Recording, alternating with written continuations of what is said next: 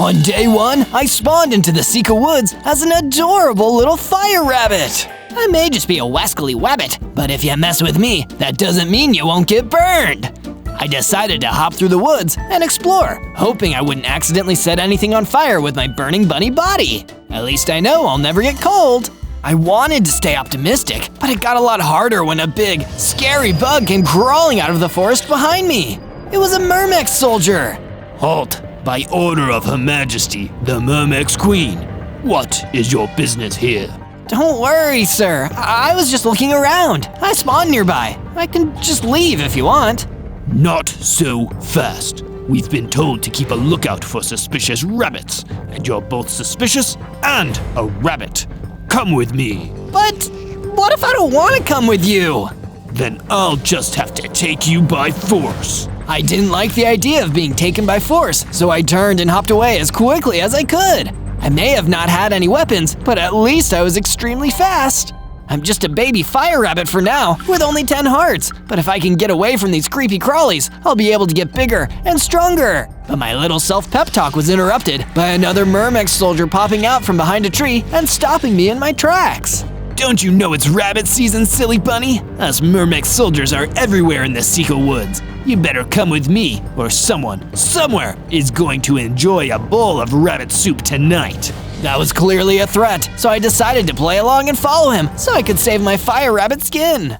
On day 2, the Myrmex soldier pushed me all the way to a weird, bee-like looking hive base on the edge of the woods. Not the kind of place where I'd typically like to spend my day.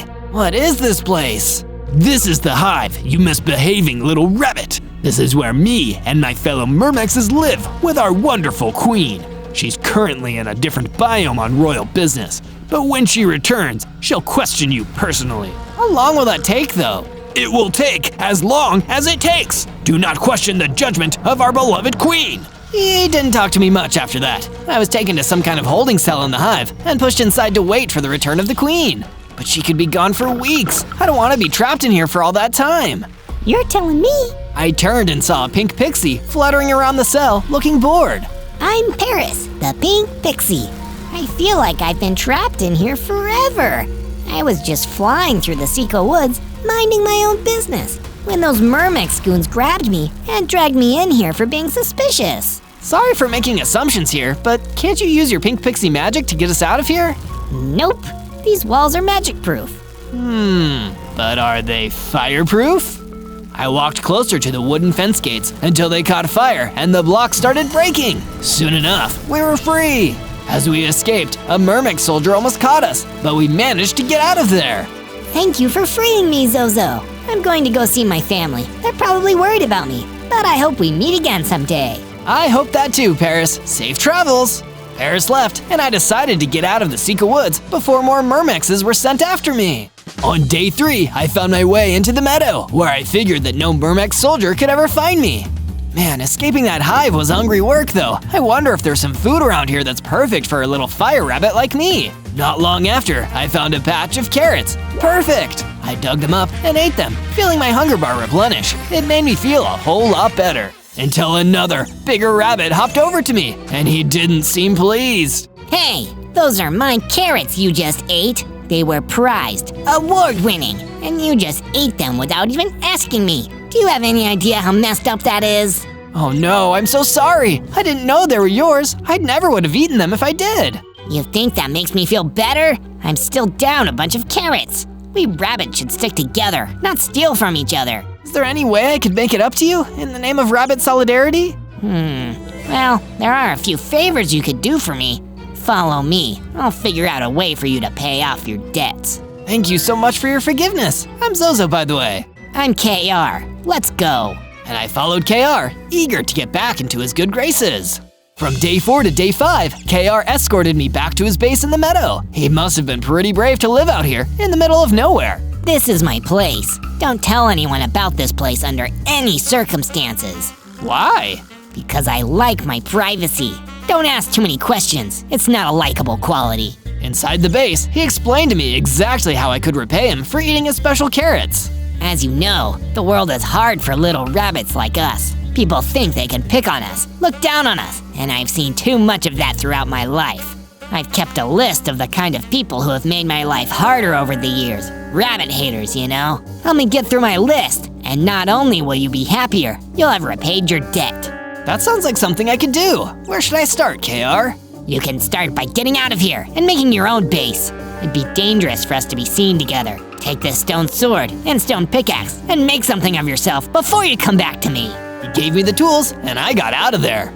The meadow gave me the creeps, so I decided I'd set up my base in the ebony woods instead. I used the pickaxe to mine some stone. I made myself an axe and cut down some trees for wood. I found a nice clearing in the forest and built myself a basic base where I could at least sleep with a roof over my head for the night. But when I was done building, I got my first unwelcome visitor, one of the Myrmex soldiers who had captured me earlier.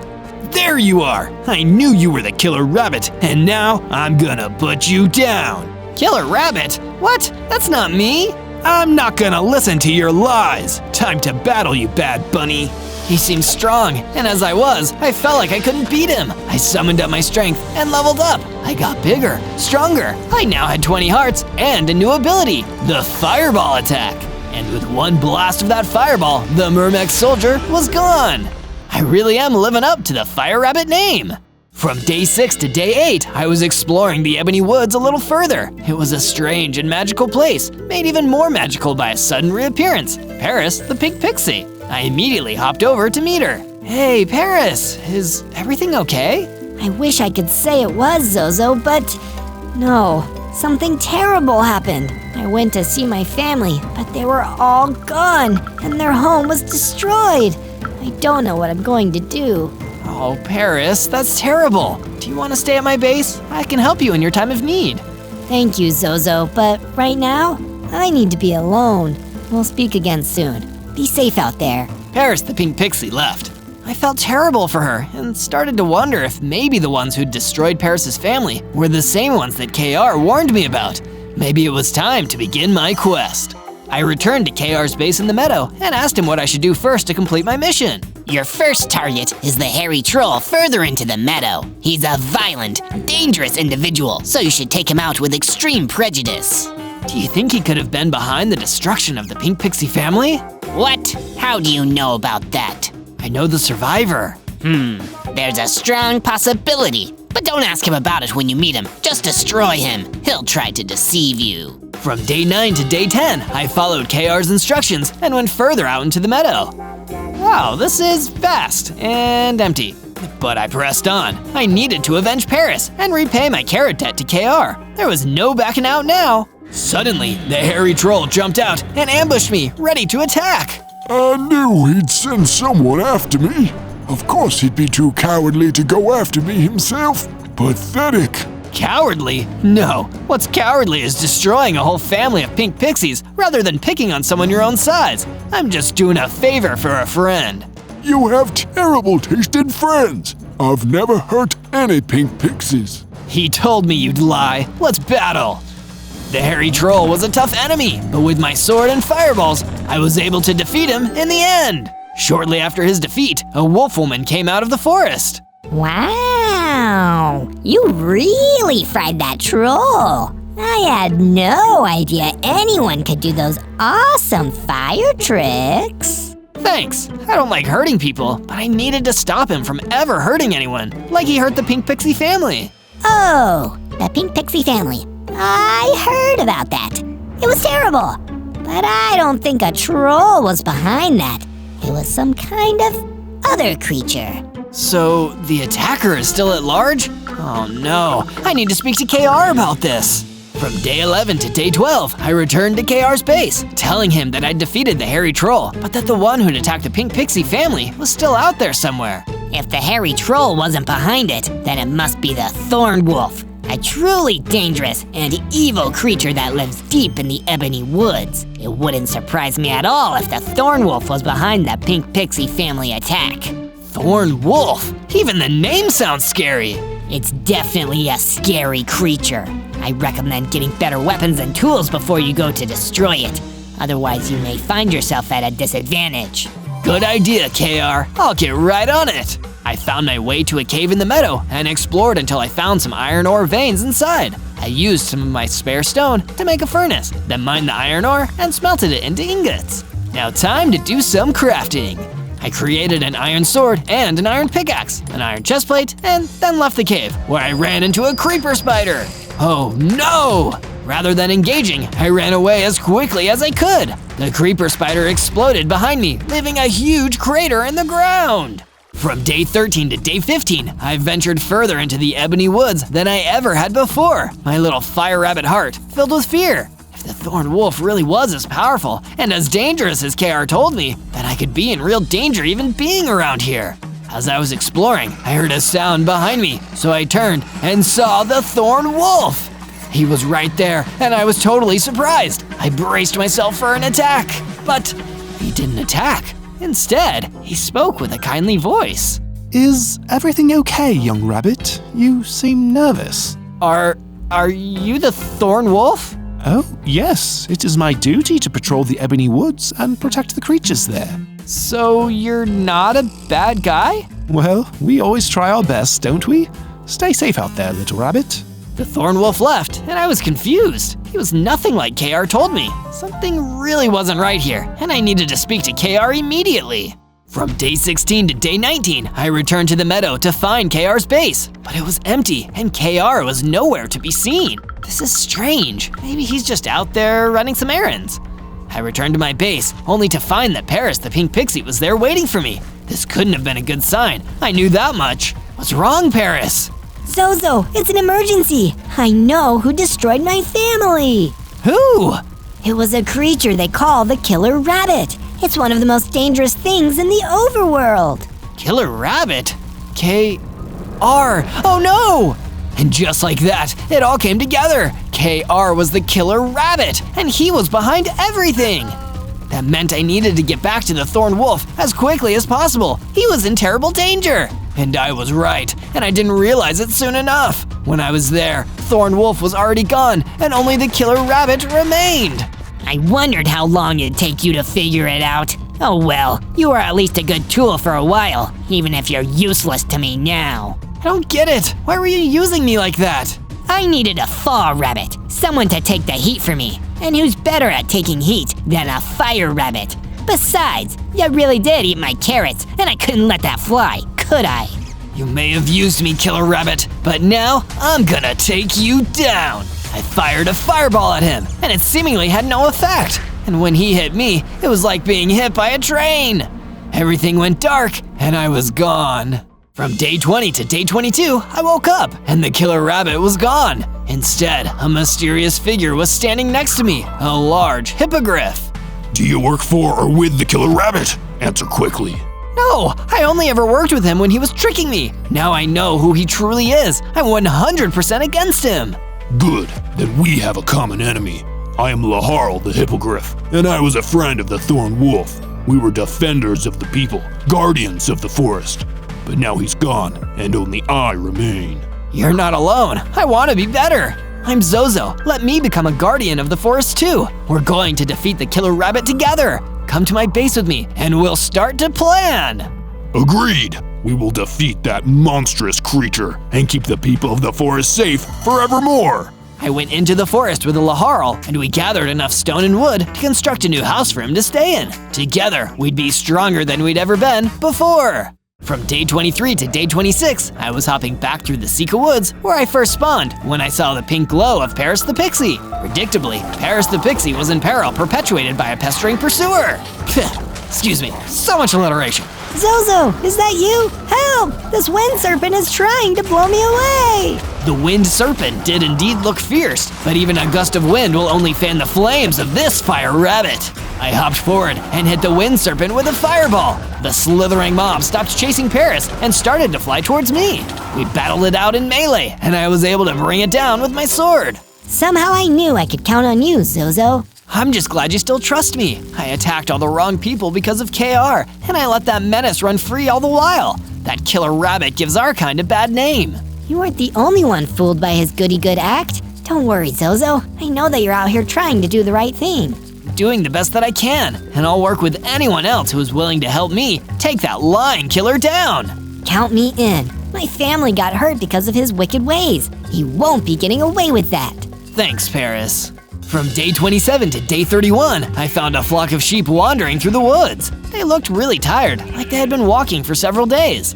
I hopped over to see what was going on and soon found out what had happened. These sheep were friends of the thorn wolf from the ebony woods, and since he was gone, they'd been looking for a new protector to save them from the killer rabbit. You'll be safe at my base, sheep. Not only is it back where you used to live, but I'll be your protector now. When I got back to my base in the ebony woods, I helped the sheep settle in and then went to go see how Laharl was holding up. Welcome back, Zozo. I made the base cooler by adding some red banners. Wow, awesome work, Laharl. All the buildings of the base now had awesome rabbit banners on them, which suited me just fine. Meanwhile, over at the real killer rabbit's base, not the pretend base over in the meadow, he was now in the process of maniacally planning his next wicked plot from his evil lair. Now, there may be a few people around who know that I'm the killer rabbit, but I think we can arrange some accidents for those individuals. What say you, my fine warden dragon friend? If there's anyone who is good at causing accidents, it's me. They might as well call me Daisy. First name Oopsie, full name Oopsie Daisy. You just had an accident of the "you're not gonna be around anymore" kind. We're really gonna need to work on your threatening lines there, Oopsie. It's difficult. My evil boss is a rabbit. Sorry, boss. You better wise up. I'm not just any rabbit. I'm a killer rabbit. From day 32 to day 35, I remembered that one of the Myrmex soldiers that I had encountered said that they had been looking for suspicious rabbits. So I made the choice to go and seek out the hive of the Myrmex queen. It might be a rabbit, but I know what suspicious one they might be looking for. If I tell them who the killer rabbit is, maybe all the other rabbits will stop being captured like I was. I made it to the hive and found that it was guarded by Myrmex soldiers. I guess I should have expected that. Halt and stay halted. I'm not halting. I'm here to see the queen. Like we'd fall for that one, rabbit. The Myrmex soldier tried to fight me, but I dodged his attacks. I didn't want to hurt anybody while I was trying to make an alliance, so I shot a fireball away from them to let them know who I was. Look, I'm not the rabbit you're looking for. I've got fire powers. Fire powers? But that means you're the one who broke out of the cell. That is true, but only because I shouldn't have been there in the first place. I know which rabbit really did the crimes, so he should be the one who does the time. Okay, we still have questions, but that rhyme convinced us to take you to the queen. Yes, don't be mean. Let me see the queen. You can stop rhyming now. The Myrmex soldiers let me inside of the hive so that I could have my important meeting with the Myrmex queen. Naturally, the room where I was able to speak with the queen was her own throne room. I am the Myrmex Queen. What is your request to my majesty, small rabbit? It concerns the fate of all the land, your Myrmex queenliness. I know who the killer rabbit is. You do? Oh, at long last, that monster has been found. How do you know about him? He went by the name KR, and now he's on a new spree of attacks on innocent creatures all throughout the biomes. He always was like that, even in my mother's time. She was the Myrmex Queen before me, and when the creatures of the woods started being attacked, she suspected everyone but the innocent-looking rabbit. It was her mistake, because the killer rabbit claimed her as another one of his victims. I had to take over the throne, just as my mother's killer went into hiding. I've been hunting him down ever since. It's such a sad story. I promise to help you bring the killer rabbit to justice with all the fire in my heart. There is more, but it's far too painful to talk about. You should go home for now. I will send a soldier to visit once I've emotionally prepared myself. From day 36 to day 39, I got ready to take my armor up a notch in defense by preparing to go back into the cave for some more iron ore. The killer rabbit was a lot older and more experienced than me, so I had to be all the more prepared for our eventual showdown. I soon found a spot in the cave where iron was abundant and mined away, adding the iron ore to my inventory. Next, I got out my crafting table and smelted the iron ore into the iron ingots I would need to craft the rest of my armor. That should do it. Alright, time to become an iron fire rabbit. I made myself an iron axe since I had been gathering so much wood lately, and an iron helmet, iron leggings, and a pair of iron boots to complete my full set of iron armor. You can't see it on my fur, but believe me, it's there. Now equipped with all this brand new iron gear, I ventured deeper in the cave and found that beneath the iron, there were a few diamonds to be mined. I made sure to get them before I left. Later on, I was back above ground when I got an unexpected visitor. He was half rabbit and half wolf, a rabbit wolf. Hi there. Bet you never met nobody like me before. Hey, you're right. Anyway, the Myrmex Queen said I could leave the dungeon cell at the hive if I went and brought you back to her. Let me guess, her soldiers locked you up because you were a suspicious rabbit? Well, yeah, I mean, look at me. I'm such a suspicious rabbit, it's hard to know if I'm even a rabbit.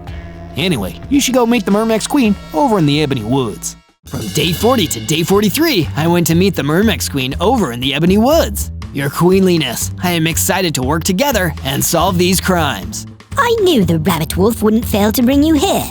If you ever see him again, make sure to thank him for me. I certainly will. So, are you ready to tell me more about the killer rabbit and his previous rampage? Yes, it's time you knew everything about what happened with him. Even though we had met in a secret location and were trying to keep our conversation quiet, Oopsie Daisy the Warden Dragon had super powerful hearing and was able to pick up on our voices from another part of the woods. Oopsie daisy, time for an accident to happen. On purpose. He barged into the clearing and fired a sonic laser blast at me, which did many hearts of damage. Hey, what's the big idea?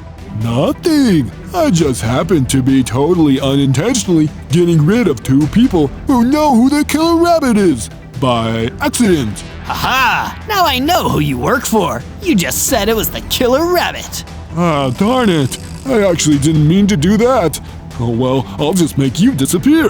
Then nobody will know. He fired another sonic blast my way, which I almost avoided. I countered with a fireball that didn't seem to do much. I looked around for the Mermex Queen and saw that she had escaped while I had been talking to the Warden Dragon. Yeah, I should probably do the same thing. I ran off into the woods, trying to go a different direction so that the Warden Dragon wouldn't know who to follow. From day 44 to day 49, I had gotten away from the Warden Dragon and safely arrived back at my base. I never expected the Mermex Queen to be there as well, waiting to continue our conversation from where we left off. I was happy to see that she was okay and could fend for herself, even without her soldiers. I guess the killer rabbit knows we both know about him. That's why he sent that Warden Dragon to destroy us.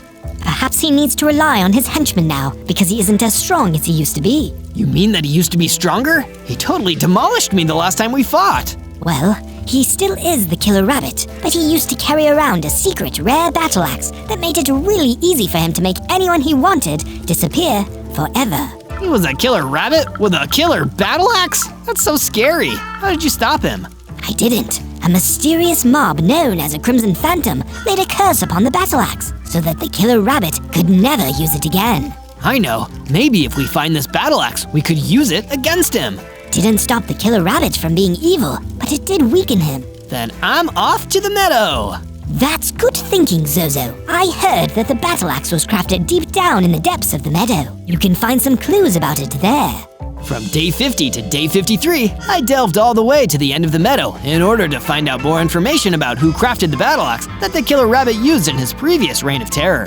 After a lot of searching, I came across an abandoned workshop that looked like it was once used for smithing weapons. This must be the place, I reckon. I found a book near the crafting table that was titled Axe Maker's Notes and opened it up to read the words inside. I have made a lot of axes out of a lot of different materials in my day, and boy do I love doing it. It's my favorite thing to do in the whole wide world. In fact, it's the only thing I do. I'm the axe maker after all. But this latest axe, it's not like the other ones. It's got an evil aura around it, like it's too sharp and too scary just to be used on trees. This axe seems like it could kill someone. It's a killer axe. I better get rid of it before someone uses it for evil. Oh wait, what's that? Someone is coming.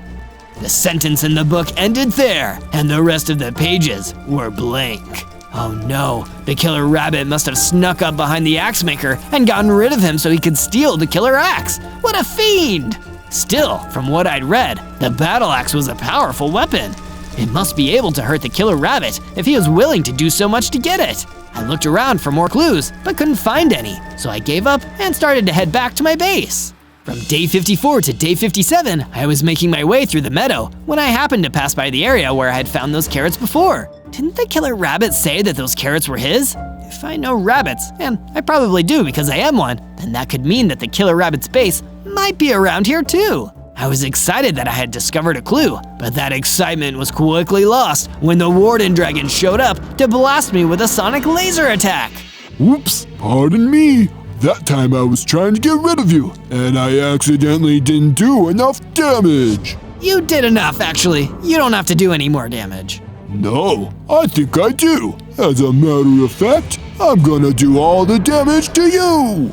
As much as I wanted to, I was still not strong enough to take down the warden dragon, so I made my escape as quickly as I could. Even though I didn't find it, I was right about the killer rabbit's base being nearby. The horrible hare was there right now, scheming up a storm. Soon, yes, very soon, I will find a way to reverse the curse and take back my battle axe. All of them will pay then. From day 58 to day 62, I had made it back to the base and saw that Laharl had created a storage room for all of our weapons. Great work, Laharl! Thanks. I just figured since you were talking about a rare secret killer battle axe, I should make some room for it.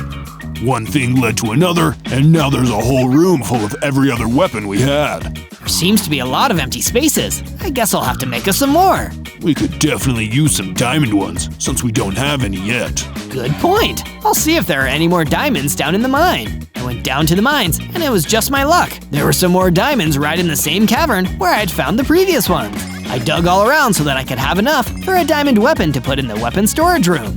Once the diamonds were gathered, I chose to craft 2 diamond swords, one for myself and one for storage. I also crafted a diamond chestplate and a diamond pickaxe because diamonds make everything better. From day 63 to day 66, Laharl and I were hanging out in the base when our conversation suddenly turned serious. When are we gonna do something about that killer rabbit, Zozo? He's starting to become a real problem for everyone. I know, Laharl, but I can't even defeat the clumsy warden dragon he sent to make me disappear, much less the killer rabbit himself. But if you had that secret rare killer battle axe, you might stand a chance. But that's the trouble. I don't have that secret rare killer battle axe. Not yet you don't, but I think I might know where it is. Take me to it then. Don't you know how serious I am about wanting to stop the killer rabbit? Laharl listened to how serious I was and took me to the eroded Badlands where we found some cursed ruins. We walked up to them until we hit an invisible barrier. How did these ruins get so cursed? A long time ago, the Crimson Phantom put a curse on these ruins that won't let anyone else enter. The Crimson Phantom? Isn't that the same creature that cursed the battle axe? Yes, but it looks like we need to get him to lift the curse before we can check to see if the battle axe is here. From day 67 to day 70, the Mermex Queen came into the base and told me that she had also been searching for the Crimson Phantom. He's been sighted in the Ebony Woods, but my gods weren't able to capture him. He's even taken a few down. I didn't realize this Crimson Phantom was such a dangerous creature. He sure is. I could really use your help bringing the Crimson Phantom in. Then let's do it. You can count on me, your queenliness. We left my base and went through the woods to find the Crimson Phantom flying away after having just defeated one of the Mermex soldiers. You'll never take me alive. I'm the dang old Crimson Phantom, you bunch of goofballs. Knock it off, Crimson Phantom. We need your help. Nah, who needs my help? He attacked, so I had to blast him with fire. The Crimson Phantom was definitely strong based on the way he tanked my attack. So I whacked him a few times with my diamond sword. Please, don't fight. We just want to stop the killer rabbit, and we know that you do too. You put a curse on his battle axe so he couldn't hurt people with it. So what if I did? It was probably the nicest thing I ever did for anyone. It doesn't have to be if you help us again. Please, Crimson Phantom. Ah, shucks. How can I say no to an innocent rabbit? And just like that, I convinced the Crimson Phantom to help us retrieve the secret rare killer battle axe so we could defeat the killer rabbit. From day 71 to day 74, that pesky accident-prone warden dragon showed up at my base to try to get rid of me again. Come on out and face me, Zozo. What's the worst that could happen? It will. I hadn't gotten any stronger since we fought before, but my weapons and armor were a bit more durable, so I hopped out and decided to take him on. Take this, Daisy! Fireball! I circled around the warden dragon, shooting fireballs and trying to avoid his sonic blast. I wasn't fast enough, and my armor couldn't protect me. I took many hearts of damage. I got down to just half a heart. Oh no, is this how I'm gonna go out? Apparently not, because instead of doing you in, I'm accidentally going to steal your best friend Laharl and completely not on purpose hold him hostage somewhere. You monster! Why? I don't know. I'm not sure why I do anything anymore, but I am evil. The warden dragon dragged Laharl away, and there was nothing I could do about it because I was too weak. I can't do this! I'm just a rabbit! I went to the room to mope about it and close myself away from everyone else. I couldn't let them see me after such an embarrassing defeat. That was until the Crimson Phantom arrived. Hey there, Zozo. Don't blame yourself for what happened. You'll get Laharl back. You really think so, Crimson Phantom?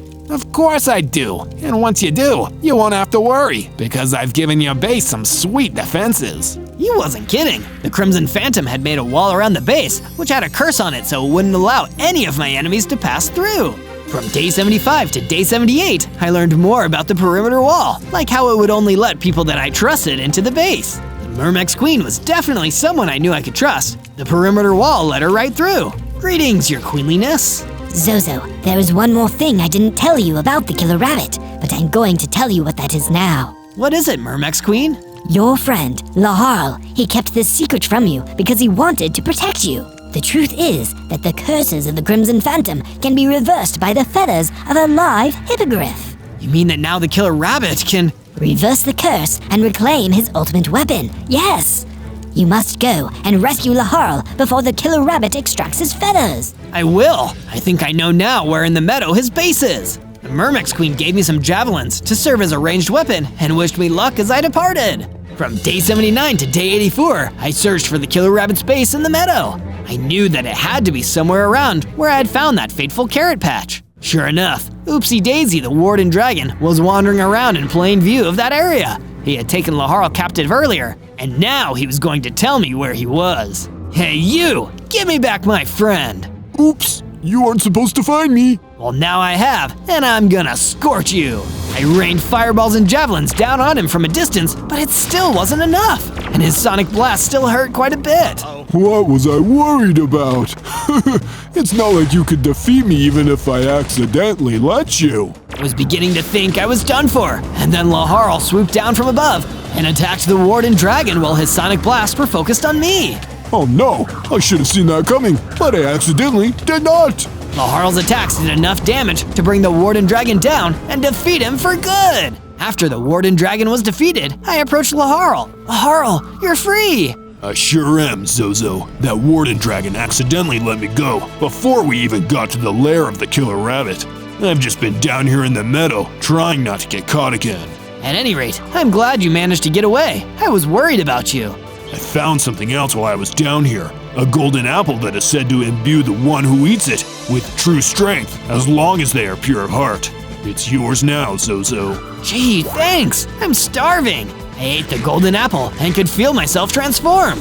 I must have been pure of heart because I grew into a supersized fire rabbit and had a grand total of 60 hearts. My jump was given a big boost too, allowing me to reach higher heights than ever before. From day 85 to day 89, Laharl and I went back to the base where things were once again becoming super ultra serious all of a sudden. Zozo, it is time. I'm gonna take you back to the eroded Badlands so we can get that battle axe. But how are we going to bypass the curse? Oh wait, aren't your feathers the way to do it?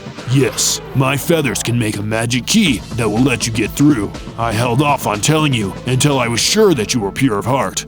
But now that I know you are, and that you won't become another killer rabbit once you get the battle axe, I can give you the key.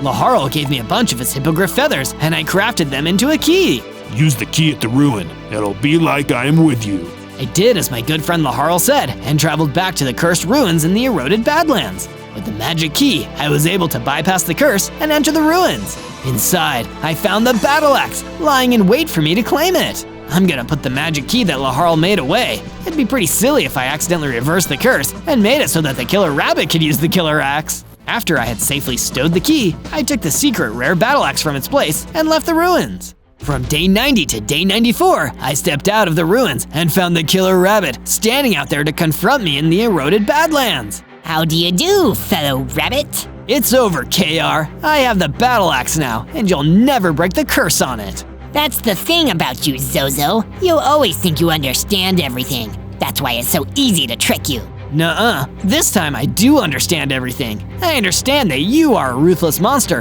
who must be stopped before he hurts anyone else. But think of what we could accomplish if you joined me. Nobody would disrespect us bunnies anymore. We would be the top of the woods. I'll never join you, killer rabbit. Suit yourself. By the way, I accidentally picked up some feathers that your hippogriff friend Laharl dropped down in the meadow. That's not good. The killer rabbit leaped forth and wrestled with me for the axe. I was a strong rabbit, but he was still stronger. And before I could stop him, he reversed the curse on the axe and took it back. No, you tricked me. I thought I understood, but I didn't. You're too naive. Now wallow here in this sand pit. He jumped on the sand I was sitting on, and the impact of his landing made the sand collapse, so I fell into a deep hole. From day 95 to day 97, I used my boosted jumps to slowly but surely make my way back up to the surface of the eroded Badlands. There was no time to lose. Now that the killer rabbit had the super secret rare killer battle axe, he was going to go on his biggest spree of attacks yet. And I know who he's gonna go after first. I rushed back to the Sika Woods and entered the hive of the Mermex Queen. Her soldiers were destroyed, and that wasn't even the worst part. In her throne room, the Mermex Queen was dying after having just been attacked by the killer rabbit and his killer axe. No, your queenliness! Zozo, so you made it. I'm so sorry. I tried to stop him, but he tricked me once again. And now he's wiped out your entire hive. Do not worry. As long as there is a Mermex Queen, the hive will be able to replenish itself. What you must do now is get the battle axe away from him at all costs. I'll do it. Even if I have to risk everything, I will do it. In a few days, my final egg will hatch and become the new queen. You need to protect her for me. I will, your queenliness. She passed on, leaving me behind in a world that I must save. On day 98, I returned to my base in the Ebony Woods and found that the perimeter wall and the rest of the base was destroyed. Laharl was there, but nobody else had survived the attack. He came for the Crimson Phantom, Zozo, to make sure that he was never cursed again. Now the battle axe is his forever. Don't say that, Laharl. I know that you and I get serious sometimes, but we always keep on trying to make things better. The only reason he left me alive is in case anyone else cursed the axe, so that I could reverse it. So that killer rabbit only spared you for his own reasons. That makes me so mad. He'll probably fool you again if you give in to your emotions. Well, my emotions are pure right now, and every spark of fire in my being demands justice. Then what the heck? Go get that battle axe. You're strong enough now. I can feel it. Laharl cheered me on as I marched off through the woods.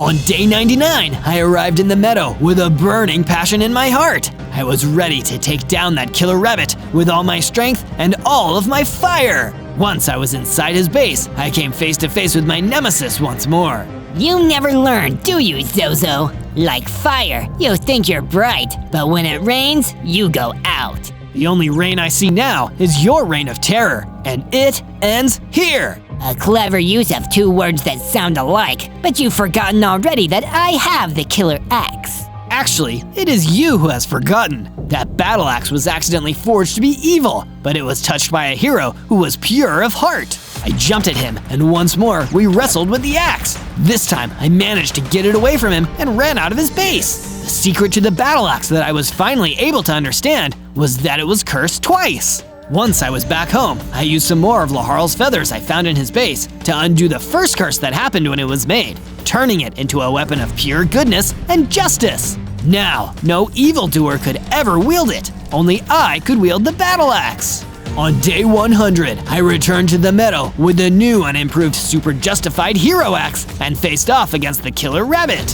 Why did you come back? I might have let you live for a while. I had to. There's a whole world out there that needs to be protected from rotten rabbits like you. There is a young Mermex Queen who will hatch today. There is a hippogriff who is my best friend. For them, for everyone, my fires of good will burn out your evil. The killer rabbit hopped at me, but with the battle axe in my hand, my attacks were strong enough to take his hearts away. Curse you, Zozo!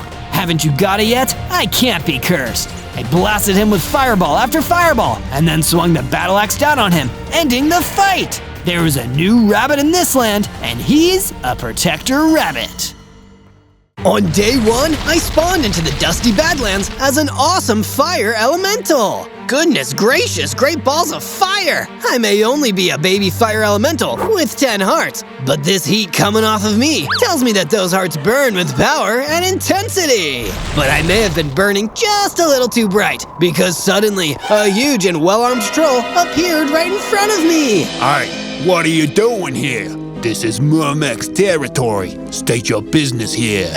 Sightseeing? No offense, Fireboy, but you seem a little sus. I'm gonna need you to come with me so I can see what's going on here. We could do it that way.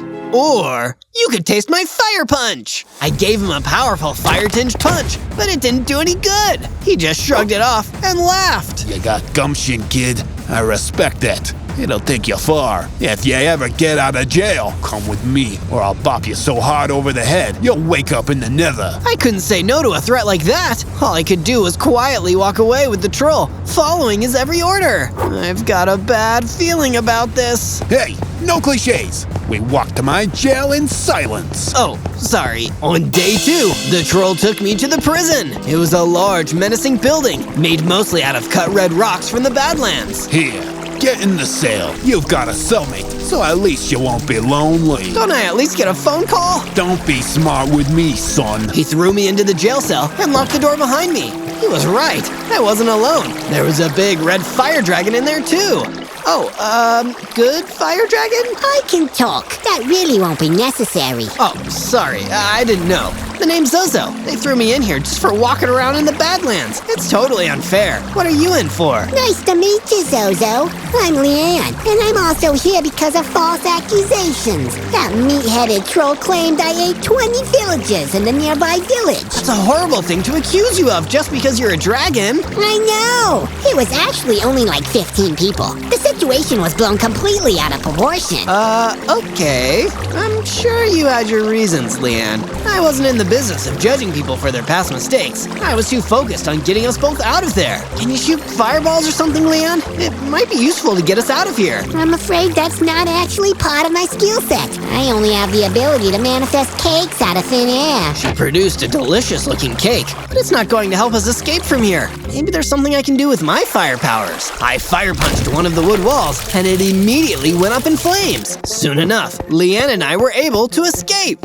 Thank you for freeing me, Zozo. As thanks for this, I won't eat ya. That means a lot. Good luck out there, Leanne. And the two of us parted ways as I ran off into the night. On day 3, I swooped through the Badlands, trying to get as far away from the troll and his jail as I could. Thank goodness I'm a fire elemental. If I wasn't, the sweltering heat of the Badlands would probably be killer. But the second I said that word, I could feel something rumbling under the ground. I stepped back as the blocks near my feet exploded, and a large, dark figure rose out of it. Oh my goodness, who are you? 'Tis I, the great and powerful Dread Horse, terror of the overworld, also known as the Great Hay Devourer. Oh wow, that sounds kinda dangerous. You wouldn't happen to be evil, would you? Evil? No, I'm not evil at all, just powerful. And as a fire elemental, I suppose you often experience the same thing. Come to think of it, you're right. People do treat me like I'm evil. 'Tis a common affliction. Come with me, young fire elemental. I will teach you to be strong. That sounds good to me. The name's Zozo, by the way. Yeehaw! Zozo, I think we can work well together. From day 4 to day 5, I followed the Dread Horse into the Crimson Forest, a dark and fiery place full of lava that suited a fire elemental like me just fine. He led me a little further until we reached his lair. It's a good lair, not an evil lair. You shouldn't jump to conclusions like that. Of course, I wouldn't dream of it. He gave me a set of stone tools and a stone sword, telling me that before we could start working together, I needed to build myself a base. I want you to help me in my crusade of power, Zozo. But first, you must learn to stand on your own 2 feet. Build that base, and then find your way back to me. Sir, yes sir! I decided that elsewhere in the Crimson Forest would be the perfect place to build my base. I mined enough blackstone to start building a little one-room base for myself so I could finally take the weight off of my feet. I think I've really earned a rest. But not just yet, because the same troll who'd locked me away in jail had somehow found me. Hey, I've got a name. It's Tony. What? How did you hear my narration? I'm extremely perceptive. Let's fight, you fiery little escaped criminal. I fought with Tony the Troll, and he was certainly a formidable opponent. In the end, we reached a stalemate, and he retreated away from my base, dropping a shiny golden apple as he ran away. Ooh, that looks tasty. I took a bite out of the golden apple, and immediately I felt myself growing. I'd gotten bigger, stronger. I had 26 hearts now, and a new power, Fire Breath. Whoa, this is a perfect power for a fire elemental like me! From day 6 to day 8, I was wandering around my base when I saw Leanne the dragon passing through. Naturally, I decided to head over and see how she was doing. Hey Leanne, how are you doing? I've been better, honestly. I lived in a gingerbread cottage not far from here, but it was eaten by pigeons while I was in jail. Wait, you lived in a gingerbread cottage? Wow, every part of your life is strange. I can't even deny that. Seems we just can't get a break around here, can we? Guess we've just gotta make our own luck. That reminds me, there's someone else I need to talk to. I returned to the Dread Horse's base, excited to take on my first mission with him. I admire your enthusiasm, Zozo. That's why I'm going to give you a very special mission. There is a Cyclops in the Ebony Woods. He's a formidable warrior. So this fight will truly challenge you. It certainly sounds challenging, but I'm ready to give it a try. From day 9 to day 10, I ventured deep into the Ebony Woods until I happened upon the big, scary Cyclops that the Dread Horse had warned me about. A fire elemental.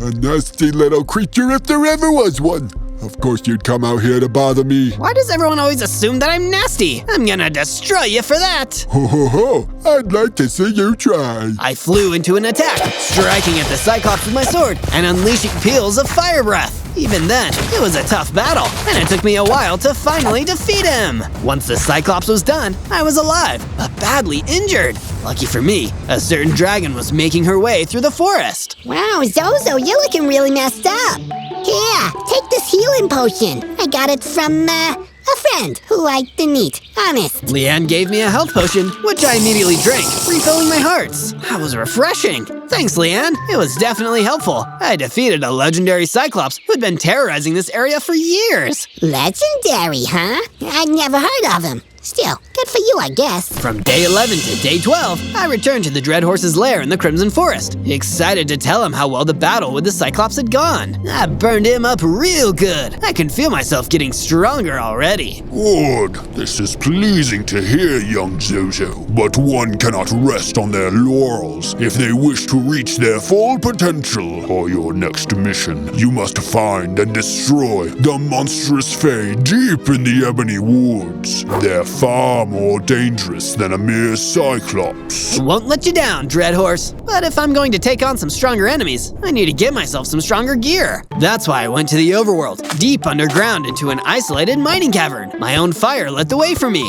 and when I reached a healthy vein of iron ore, I started mining it up immediately. When my inventory was fully stocked, I found a crafting table and some furnaces down there in the murk, and used it to forge an iron sword, an iron pickaxe, and even some pieces of iron armor. Now nobody is gonna mess with me. I wouldn't be so sure, bucko. I turned and saw Tony the troll standing close behind me. I'm taking you in, you nasty little fire beast. No way, Tony. I'm a free agent. With my new weapons and armor, it was easy enough to fight off the dastardly troll, who soon ran out of the cave with his tail between his legs. This isn't the end, Zozo. This isn't the end. From day 13 to day 15, I followed the instructions of the Dread Horse and traveled deep into the Ebony Woods, searching for the diabolical Fae that was lurking there. I didn't find any diabolical Fae. Instead, I found a small community of adorable pink pixies. They were frolicking around a cozy campfire, surrounded by flowers. I don't think I'd ever seen something that looked so peaceful and sweet. I approached to investigate further. One of the pink pixies turned to speak to me. Hello, yonder stranger. Are you here to partake in the merriment? No, I'm afraid I'm here on an important mission. I'm looking for some evil Fae around here that I'm supposed to fight. Well, I'm afraid the only Fae around here are us. And I don't think we're evil. We just want to frolic and have fun. And anyone out there is free to come and join us. Wow, you actually sound like really nice folks. I have no idea why the Dread Horse would want me to hurt someone like you. The Dread Horse? He sounds like a sinister character. You have a point there. I'm starting to wonder why I hadn't realized this before. With all these new thoughts buzzing around my head like a swarm of angry bees, I turned and started heading back to the Dread Horse's base. He's got some major explaining to do. From day 16 to day 19, I returned to the Dread Horse's lair in the Crimson Forest. But his lair was empty. It was all just lava and molten rock. Something was wrong. And I mean even more wrong than usual. I'm getting some major bad vibes right now. Something is like really wrong here. I thought that maybe it was time for me to stop working with the Dread Horse. The whole thing was feeling pretty, well, dreadful. That's why I returned to my base. But on the way, I ran into Leanne again. Hey Leanne, how's it going? It's alright. I was just coming back from dinner. Incidentally, there's an empty house a couple miles from here if you want some free stuff. That's nice of you to offer. It's been a weird day. I'm seriously considering not working with the Dread Horse anymore. Dread Horse? I heard that guy is incredibly evil. He loves going around and destroying people, just for fun, and not even because he's hungry, like a normal person. Uh-oh, I need to go back to the Ebony Woods. I have a feeling those innocent pink pixies are in danger. Oh no, I'll come help later. For now, I'm gonna go sleep off my meal. Good luck, Zozo. I left the Crimson Forest and went running back to the Ebony Woods as quickly as I could. But as quickly as I could wasn't quick enough. The Dread Horse was standing there alone. All the pixies were gone. He must have destroyed them. And to think I'd helped him. How could you? You were meant to defend good in the world, not destroy it. Oh, Zozo, so naive. You could have been strong. You could have been a contender. But you've disappointed me. You're not a true fire elemental. You're little more than a sad little match flame. Well, this sad little match flame is going to shut you down. This isn't going to go on any longer. Again with the naivete. If you want to fight me, then trust me. This will be the last time I ever show you mercy. He charged at me, kicked me with his hooves, and everything went black. From day 20 to day 22, I woke up with my head feeling like it was spinning. I was lucky to be alive after the kick that the Dread Horse had hit me with. I can't believe I ever trusted that jerk. In hindsight, he was so obviously evil and untrustworthy. Before I could wallow in my misery too much, I looked up and saw Leanne above me. Zozo, you're alive. You're actually alive. I'm legitimately impressed. I thought the Dread Horse would have completely annihilated you. Thanks for your vote of confidence, Leanne. Still, let's focus on the positives here. He may have duped you and used you as part of his plan to destroy all his enemies, but we can still turn this thing around. I'll make you more cake. Cake solves everything. You know what? You've got a point. We need to plan a counteroffensive. Come back to my base with me. We can work together there. Leanne and I returned back to my base, where I worked on building her a room of her own, where she could hang out and work on her baking spells. She made another delicious chocolate cake for me to enjoy while I contemplated my next steps. The Dread Horse won't know what hit him. From day 23 to day 26, I traveled back to the Badlands. It'll be nice to see this place outside of a prison cell. Phew, it's just as hot as I remember. Good thing I'm used to fiery temperatures. As I was exploring, hoping to find Tony the Troll so I could explain I was a good guy now, I heard a ghostly wail. Uh-oh, is this place haunted? Wait, that doesn't sound scary. It sounds like someone who's scared. I think that ghost is in trouble. I followed the commotion to a spot near some trees where I saw a ghost under attack by a huge hulking dread beast. I'm in trouble. Please, stranger, help me. Stranger? What stranger? Oh, that's me! I'll be right there! I blasted the dread beast with my fire breath attack, but it barely even phased him. Yikes, this guy's pretty tough. You get out of here, Mr. Ghost. I'll handle things here. Thank you. With the ghost out of harm's way, I continued my fight with renewed determination. Let's try this again. When it comes to fire breath, I guess the second time's the charm, because I was finally able to take the dread beast down. As I finished the fight, I felt myself growing stronger. My victory lit a fire in me, literally. I was so excited that I shot a fireball into the air. I guess I've got a new fire elemental ability. Sweet! From day 27 to day 31, I continued exploring the Badlands. Honestly, this place isn't so bad at all. I kind of like it, now that I'm not locked up here. I spotted a herd of sheep wandering around, looking really lost. I guess it's also the Badlands. Oh, I'm sorry, sheep. You guys can come live on my base if you need a place to go. I showed them the way back to my base, and they looked pretty happy to be there. I guess since you're moving in, you'll need somewhere to live too. I'll get to work. I spent the rest of my warped fences building a pen for the sheep. Here you go. I hope you guys like it. After I was finished, Leanne came over to me. Zozo, I've been working on something. A surprise for you. Come take a look. I followed her to a great big storage room. Wow, look at this. Thanks so much. Meanwhile, at the Dread Horse's definitely evil lair, he was having a very evil business meeting. So, you agree to my terms? You will help me destroy Zozo, remove the threat, and continue my quest to destroy all of my enemies? As a Dreadghoul, I love to cause dread. I'd do it for free. With all the money you are offering me, you've more than bought my loyalty. boss. From day 32 to day 35, I ventured back out into the Badlands to continue my search for Tony the Troll. Honestly, I think we should change the name of this place to the Goodlands. I really like it here. Nice of you to say so. Back to finish the rest of your prison sentence? No! The only sentence I want to finish is this one. I'm sorry. I don't know what kind of game you're playing, Sparky, but I'm not letting you get away this time. He rushed at me, ready to attack, but I dodged as fast as I could. Wait, really? I don't want to fight you. I had things wrong before, but I want to help you defeat the Dread Horse. He's a really bad guy. Are you serious? If you're lying, legally you have to tell me. I'm really serious. I mean it. Okay. Well, then there's someone you want to meet. You're a little underdressed for an appointment with royalty, but we don't have time for a makeover. Hey, I think I look pretty nice. Wait, did you say royalty? Tony the Troll escorted me back to the Red Rock prison, but this time he didn't lock me up. He led me to a beautiful room where the Mermex Queen was waiting. Why, hello! What a nice surprise. Tony the Troll, one of my loyal subjects, told me about you. So I suppose you're here to join our war effort against the Dread Horse. Well, we need all the help we can get. Do you truly understand what you're up against, Zozo? I mean, I know he's pretty tough and a huge lying jerk.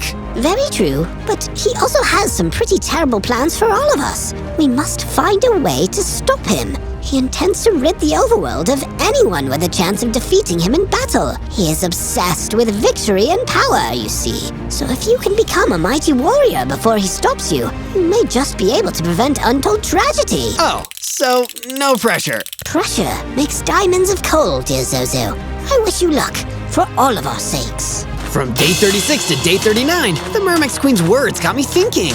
Diamonds, huh? I should get down into the mines and see if I can find any. I followed the light of my own fire down into the darkness of the isolated mining cave and started my search. First, I found a rich vein of iron ore, enough to complete the rest of my set of iron armor. I was about to call that a good day's work when I stumbled upon some diamonds on the way out. Hey, look at that! Everything's coming up Zozo! I left the mine and skipped all the way back to my base. When I got there, Leanne was waiting for me. She seemed unusually happy. Hey, you're not gonna eat me, are you? Of course not. If I was gonna eat ya, I'd bake you into a pie first. But enough about that. Look what I found. She gave me some Molotov cocktails. You should take them. If that Dread Horse tries to hurt you again, you can make them all explodey. Geez, thanks. You're a really great friend. Later that day, I got a strange visitor.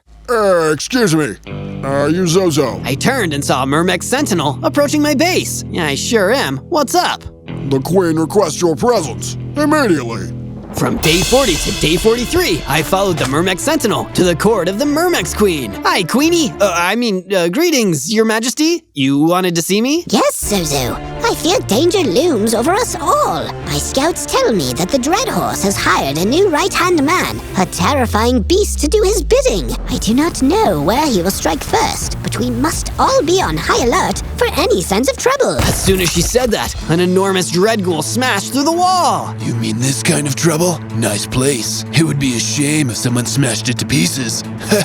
I ran out of range of the chaos, over to the Mermex Queen. Uh-oh, this guy's huge. I don't think I can beat him. Do not worry, Zozo. My royal guards will handle this. Just get yourself somewhere safe. Well, who am I to defy the orders of the Queen? As the dread ghoul continued causing havoc, I ran out of there at the speed of fire, which is like the speed of light, only a fire elemental is doing it. From day 44 to day 49, I arrived back at my base. That was pretty scary. I sure hope the Queen is okay. I'm quite all right. Thank you. How'd you get here so fast? I'm a queen, Zozo. I'm very good at many different things. One of those is being fast. Not that I mind you visiting me, but what are you doing here? I came to tell you about a valuable item that I believe may sway the outcome of this battle in our favor.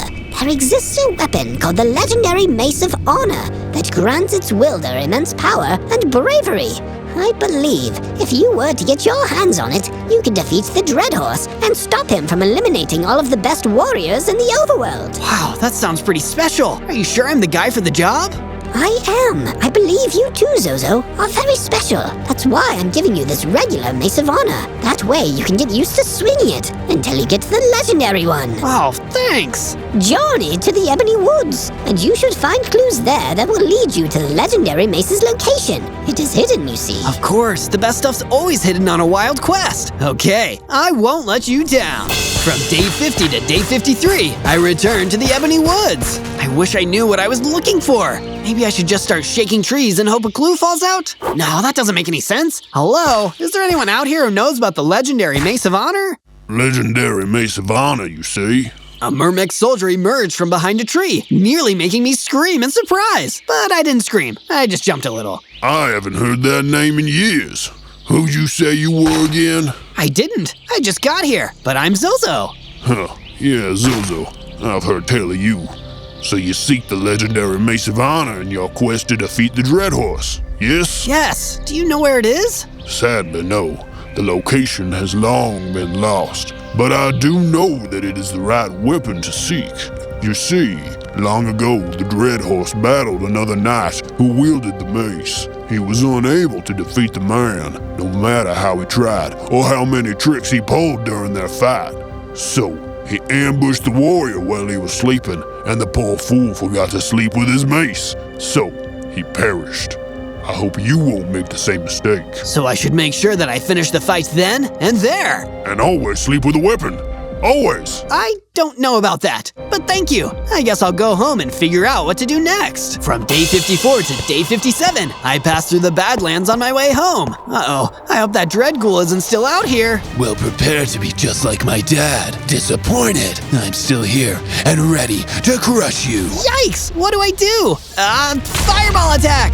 I shot a fireball at him, but it barely even left a mark. I tried the Molotov, and it set him on fire. Thanks. I was getting kind of chilly. Uh-oh, that was my best move. I'd better get out of here. That's right. You'd better run.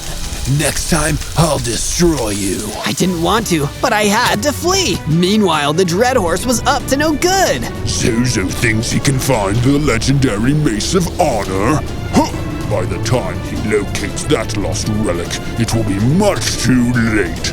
The Dread Ghoul is making excellent progress. It won't be long now until all the competition is wiped out, and I am the most powerful warrior in the overworld. From day 58 to day 62, I made it back to my base uncrushed. That was a close one. Welcome back, Zozo. Can I show you what I've been working on? Sure. Yay! Follow me. Look, I built a furnace. That's something helpful, right? Definitely. Also, I started something else, but I'll need your help finishing it. See, it's gonna be a defensive bunker, somewhere where we can hide out and be safe if the Dread Horse or any of his helpers come by looking for trouble. Could you gather some Crimson Hyphae for me so I can finish it up? Sure, great idea. I went out into the forest and gathered a whole bunch of Crimson Hyphae, then took it back to the base. There should be plenty to finish the bunker. Now, if you'll excuse me, I'm off to the mines. Down in the mining cavern, I continued my search for diamonds, and what did you know? I found some. I've heard that diamonds are a hero's best friend. Let's see if that's really true.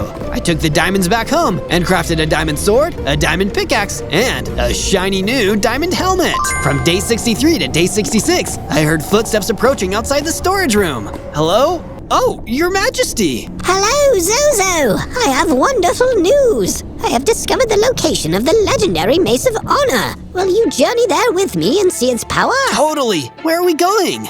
To the Warped Forest. Come with me. Time is of the essence. I wasn't sure what that meant, but it sounded serious, so I followed the Mermec Queen to the Warped Forest. So, where is it? It should be just beyond this gate. Oh no, it appears to be locked. I don't suppose you've got a key? I do not. We will have to make another plan. From day 67 to day 70, I returned to my base, feeling frustrated. Why is it so hard to get my hands on that legendary weapon? It doesn't seem fair. A knock at my door interrupted my complaining. Zozo, I know you are frustrated, but will you heed the hero's call once more and assist me? Okay, what's going on? There is a siren sowing discord in my court. Please help me remove her before she causes any damage. I followed the queen back to her court in the Badlands, and sure enough, there was a siren there trying to destroy the place. Hey, any chance you'd be okay with just leaving? No, never! I can't! This is the only way I can make my dreams come true! That doesn't make any sense! Before I could ask her what she meant, the siren attacked me. I dodged, returned a few hits, and shot a fireball at her, knocking her back. While she was knocked off her fin, I decided to ask. What are you talking about? The Dread Horse promised to make my dreams of becoming a professional singer come true if I came here and caused a huge distraction. He's a liar. He's never going to help you with your career. I'm sorry, but you know who could give you a gig? The Mermex Queen, if you stop messing up her court. Oh, that would be amazing. I just hope I didn't make too much of a mess of things. And I hope that Zozo guy's house is okay. That Zozo guy is me. What do you mean? I was supposed to get you here so the Dread Horse could do something to your base. I'm so sorry. Oh no, I've got to get home, fast! From day 71 to day 74, I sprinted back home to my base as fast as I could. When I got there, I saw that Dread Ghoul attacking, knocking down one of the walls and smashing everything in sight. Get out of here! You ran away from me last time, so I decided to come to you and crash your party. I'm not even having a party! Well, I'm having fun anyway.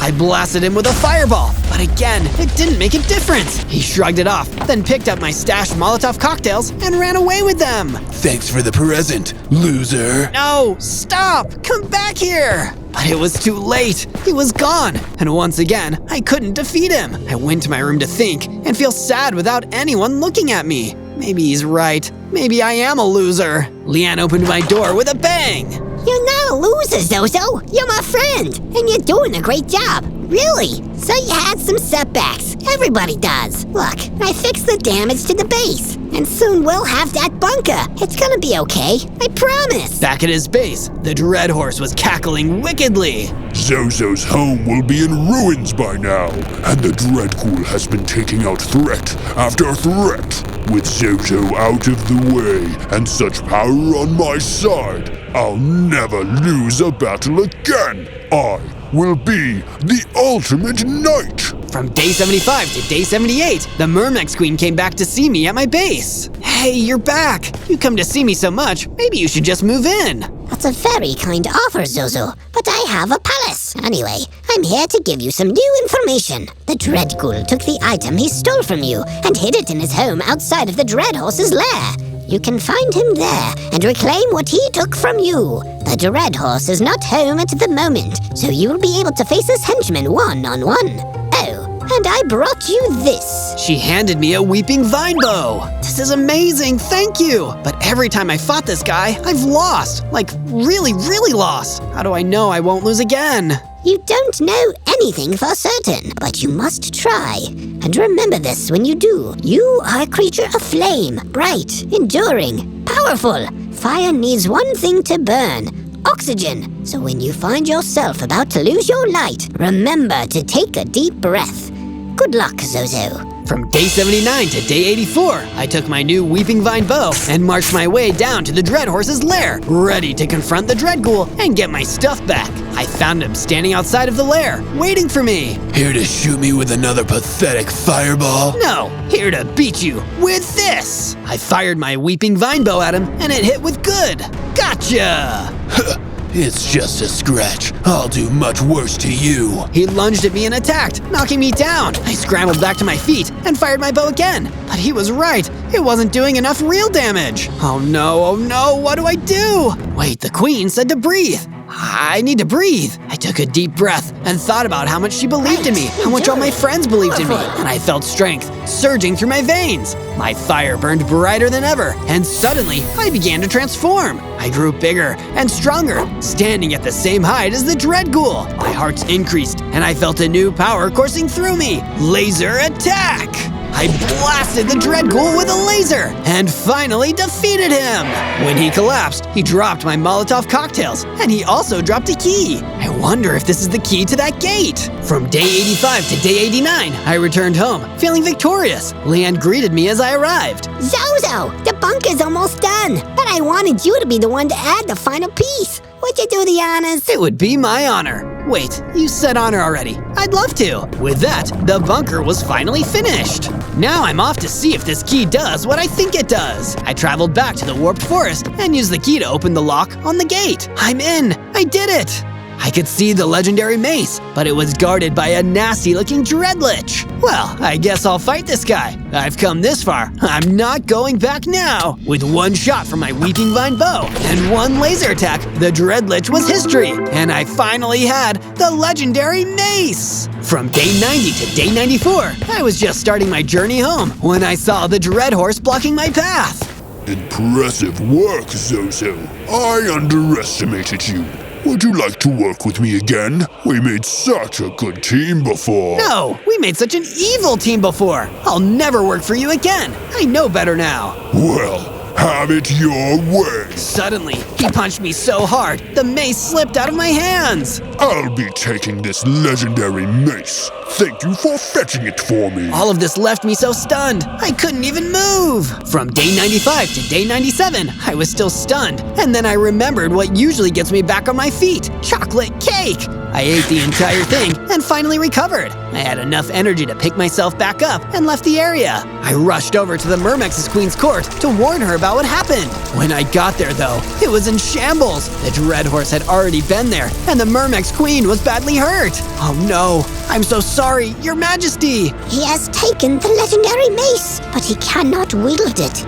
It does not have honor, and its power will not allow him to command it. You must get it back and use it to defeat him. Do not weep for me, Zozo. Avenge me! I will, I promise! On day 98, I returned home and saw that it was in shambles too. No, he beat me here and he destroyed everything. Not everything. I hid in the bunker while he was here, and I'm still in one piece. When this is all over, I'll bake a huge cake to celebrate. I promise. What if there's nothing to celebrate? There will be. You just have to keep fighting.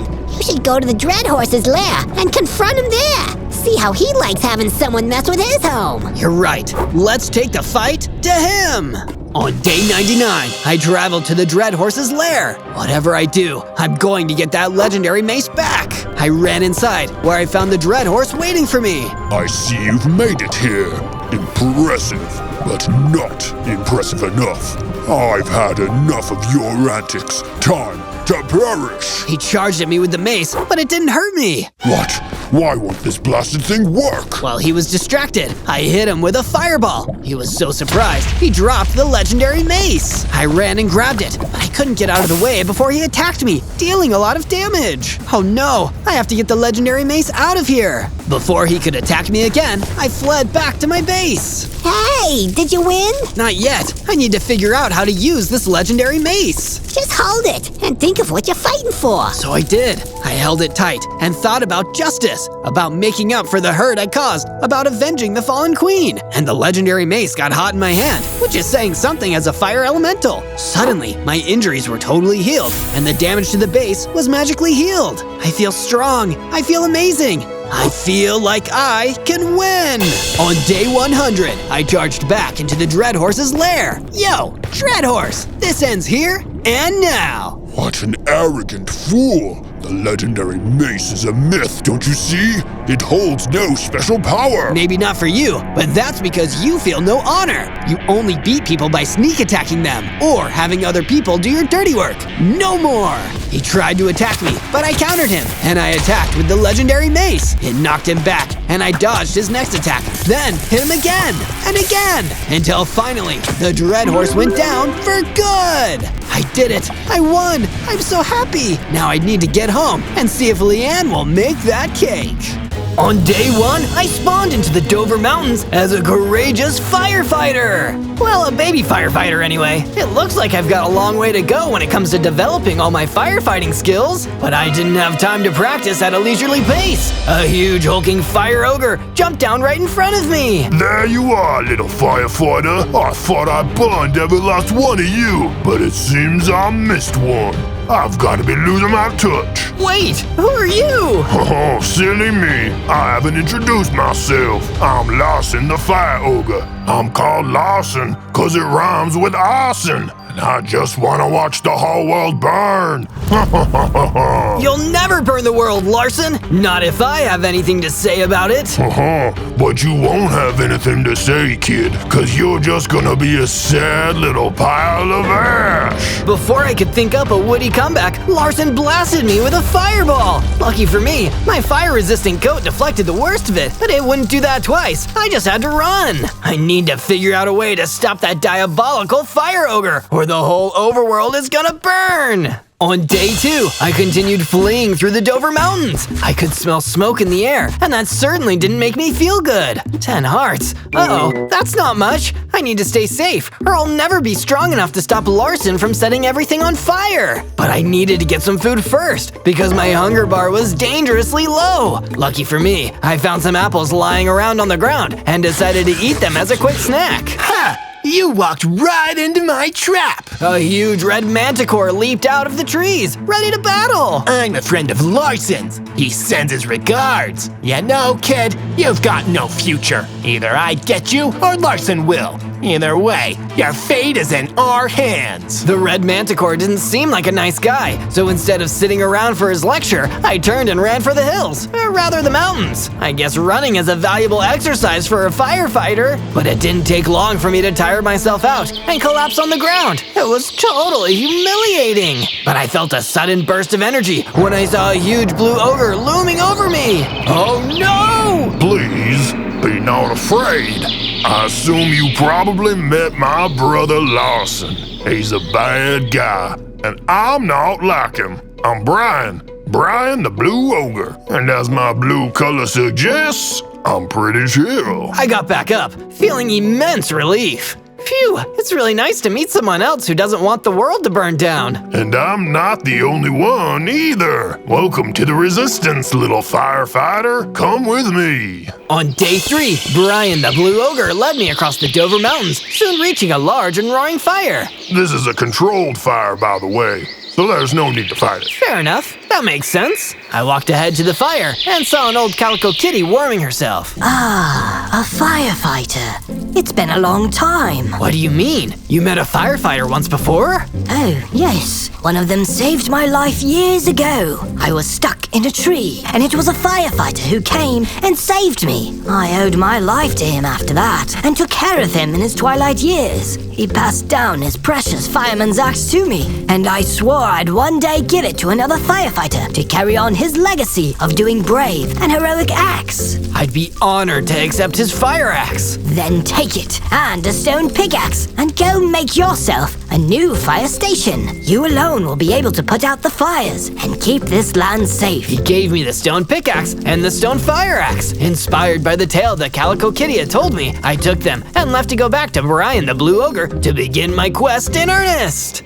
From day 4 to day 5, Brian the Blue Ogre and I went out and discovered the perfect place in the Dover Mountains to set up a base. What kind of base will we create, Zozo? A fire station, of course. We need to get out there and put out fires anytime we can, at any hour of the day or night. That sounds exhausting and extremely stressful, but it also sounds like the right thing to do. I started cutting down trees with my axe to collect wood and mining up stone. With all that, I started building the most basic parts of my new fire station base, the barracks, where Brian and I could sleep at night. When the base was done, Brian came over to me with a gift. Zozo, I got you another valuable item for your firefighting quests. It's a bucket. You can fill it up with water and use it to put out fires. That's perfect, Brian. It seems like I've got a really cool firefighting loadout. But fires wouldn't be the only threat that I'd need to face. A gaggle of nasty rats came skittering out of the forest, and I needed to put my fire axe to lethal use in order to defeat them. Wow, I'm pretty good with this thing. Wait, what's happening to me? The XP I'd gained from defeating the hell rats was enough for me to level up. I got bigger, stronger, had 30 hearts, and a new power, a fire hose. I'm like a real firefighter now. From day 6 to day 8, I smelled some smoke in the ebony woods and ran there immediately to put out some fires that were raging amongst the trees. I'm putting out fires everywhere. I hope I can continue to get to places on time, or there could be a real disaster. Speaking of disasters, I soon came face to face with a terrifying gang of undead scorpions. Could they be the ones who caused cause the fire? I better ask them a few questions. Get it? Axe? Yeah, nobody has a sense of humor around here. With the fireman's axe I'd inherited from the firefighter of old, I took out each one of the undead scorpions. The axe wasn't as fast as a sword, but what it didn't have in speed, it made up for in power. Soon enough, I defeated the entire gang of undead scorpions. With the area cleared, a new presence stepped out from behind the trees. It was a darkness ostrich. That was impressive work, stranger. You seem like you can handle yourself in another. I'm a firefighter, not just a fighter. Why would I fight your fights for you? Because I'm fast. If you and I work together, I can be your advanced warning system for fires across the overworld. Well, that's actually a really good point. Lead the way. From day 9 to day 10, I followed the mysterious darkness ostrich to a clearing in the Ebony Woods, where I saw an even more ominous ostrich in the distance. That's my brother, the Hell Ostrich. He was once a good ostrich, but he gave in to the temptation of evil. Now he's barely a shadow of what he used to be. He needs to be destroyed for his own good. Wow, there are a lot of warring brothers out there. Guess I'll do what I can. I ran in and tried to battle the Hell Ostrich with my fire hose and axe, but it was so incredibly fast, it unleashed a devastating attack on me before I even got a chance to take it down. I have demon energies, firefighter. There's no way you're ever gonna defeat me like that. And as much as I hated to admit it, he was right. I ran back to the Darkness Ostrich, feeling ashamed. Looks like I still have some training to do before I can mercy defeat your evil brother, Darkness Ostrich. Why don't you come crash on my base in the meantime? It can't hurt. It does get lonely out here in the Ebony Forest, after all. From day 11 to day 12, I returned to the fire station and constructed some lodging for the Darkness Ostrich. I made sure to make the ostrich's room have a dark-like vibe to suit its nature. I went to tell the Darkness Ostrich that I'd finished his lodging and was surprised to see that the station had expanded while I hadn't been watching. Would you like to see the new storage room? I'd better make sure all of this is up to the latest fire code and guidelines, so lead the way. The Darkness Ostrich took me inside the storage room, which is an ideal place for storing all our firefighting equipment. He also showed me a furnace, which was in perfect condition for heating the station without being a fire hazard in itself. After looking over both of these additions to the base and approving of them, I listened to the Darkness Ostrich tell me a bit more about the evil that we'd be fighting, aside from just fire. My brother, the Hell Ostrich, turned evil right around the same time as Larson, the Fire Ogre, started the rampage. I don't know if it's related, but brothers shouldn't have to fight brothers. That's why I wanted you to deal with him. Get that, I really do. But I'm a firefighter, not a brother fighter. I can't tell you why family doesn't always get along. Afterwards, I decided to make myself a stronger fire axe for the battles ahead, so I went to gather some iron ore from the mines. I then smelted the iron and made an iron axe and iron pickaxe as well to make it easier to dig for the materials. The next step in making the fire station into a sustainable base was building a farm for sheep and herding some sheep into it. You never know when you need some wool, even if it can be highly flammable. From day 13 to day 15, Brian the Blue Ogre came into the fire station to offer me some of his chill wisdom. You've built this fire station into something quite admirable. The battle against my brother Larson, the Fire Ogre, will be arduous and ongoing, so remember to maintain your cool. The Fire Ogre's blazes are some of the most dangerous I've ever seen. How do you suggest I train to withstand those scorching attacks? You should focus on your health and durability. Surviving the flames is the first step to overcoming them. Go to the Ebony Woods and find your strength. Following Brian's advice, I went on a walk through the Ebony Woods, admiring the gorgeous view of the trees. That view was interrupted by the sudden appearance of a red manticore, no doubt sent here by Larson the Fire Ogre to start some kind of brush fire. Nice trees! It would be a shame if someone burned them down. Stop right there, red manticore. I'm going to prevent this forest fire before it happens. I drew my iron fire axe and struck the manticore with a heavy blow. The manticore bit back, but I stood my ground and continued to hack away until the manticore was defeated. My victory was rewarded with a rare health potion drop. I drank it down and felt my strength rising to a new level. I now had an incredible total of 60 hearts, and I could smash through solid walls. From day 16 to day 19, I found myself in another beautiful forest, the Flower Forest. The great outdoors sure was grand, but these biomes were the most at risk when it came to fire. I stayed vigilant in case Larson the Fire Ogre or another one of his evil red manticore minions was planning to cause trouble. Further into the woods, I happened to find a book of information lying on the ground. Flammable objects shouldn't be left on the ground, so I picked up the book and gave it a read. There are many paths to becoming strong in the overworld, and one of them is the path of demons. By embracing the evil instincts in their heart, a creature can learn to destroy any obstacle or enemy. But because balance is a natural part of the overworld, those who choose the path of demons are opposed by the rescue warriors, who follow a path of protection. I pondered the words on the page for a while, thinking of Larson the Fire Ogre as well as the Hell Ostrich. Both of them seem to have chosen this path of demons. We follow the path of demons too, and we'll use our evil energy to destroy you, fireman! I looked from the book to see I was surrounded by red manticores. They had ambushed me, but I wouldn't let them win so easily. I wasted no time drawing my iron axe and chopping them down. From day 20 to day 22, I gathered more iron from the mines and smelted the iron ore into iron ingots. I then used the ingots to craft my first piece of iron armor, an iron chestplate. With this extra bit of protection, I felt strong enough to face the Hell Ostrich of the Black Forest. I'll settle this family score for the Darkness Ostrich. That should put me on the right path. I arrived at the part of the Black Forest where the Hell Ostrich resided and found him immediately. Ready to be destroyed again? I'll happily walk all over you until you learn your lesson. The only one who is learning a lesson today is you, Hell Ostrich. You followed the path of demons, but it ends here. I used my iron axe to carve out my own path to victory. The Hell Ostrich's attack speed was much greater than my own, but thanks to my armor and higher health, I endured his attacks and used my slow but powerful hits to take him out.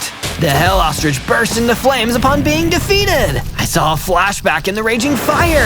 The flashback showed the Hell Ostrich and several others gathered in a place with magical mushrooms. The most intimidating among them was Larson the Fire Ogre. Today begins our pact to follow the path of demons. We will gain the powers of destruction and burn the overworld together. To my great surprise, I saw my twin brother amongst the gathered creatures. What was he doing there? From day 23 to day 26, I went back to the fire station and told the Darkness Ostrich about my successful battle with the Hell Ostrich. It was a tough fight, but I did what needed to be done. You are truly one firefighter, Zozo. There needs to be someone like you to fight the evil of this world. I know that now more than ever. There's more creatures who are following the path of demons, including Larson, and none of them will rest until the overworld is burned to the ground. With my new determination to fight fire soaring to new heights, I descended into the mines and dug up some more iron ore. To complement my iron chestplate, I used my next few ingots to make an iron helmet and iron boots. It's not exactly fireproof, but it will keep me from getting hurt by most conventional attacks. Back above ground, I reunited with the Darkness Ostrich, who had just finished building a massive wall around the whole fire station.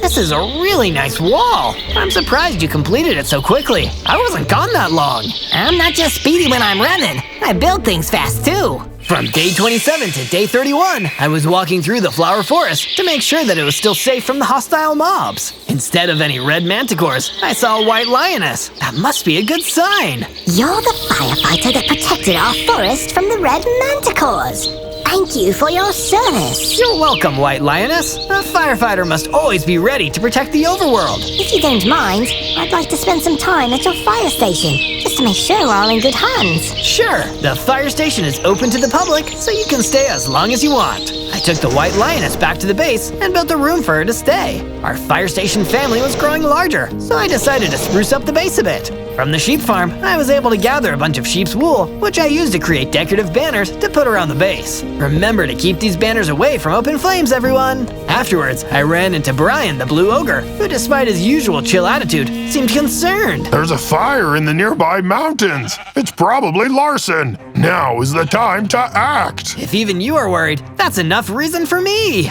From day 32 to day 35, the Blue Ogre and I hurried to the source of the fire and saw that the area was swarmed with red manticores. This is bad! Those red manticores must have set everything ablaze! Larson is definitely behind this, but I don't see him. I fought my way through the flames with my iron axe and saw the Calico Kitty from before, the same one who gave me my original fire axe. Kitty! Zozo, help me! Please rescue me! Don't worry, Kitty, I'm coming! Just then, another blast of flame lit up the area. The Calico Kitty was burnt to a crisp before I could do anything about the fire. No, I was too late! You can't stop the fire, Zozo! It's always been burning since the overworld's been turning! Enraged by the red manticore's taunts, I charged forward and jumped through each and every one of them.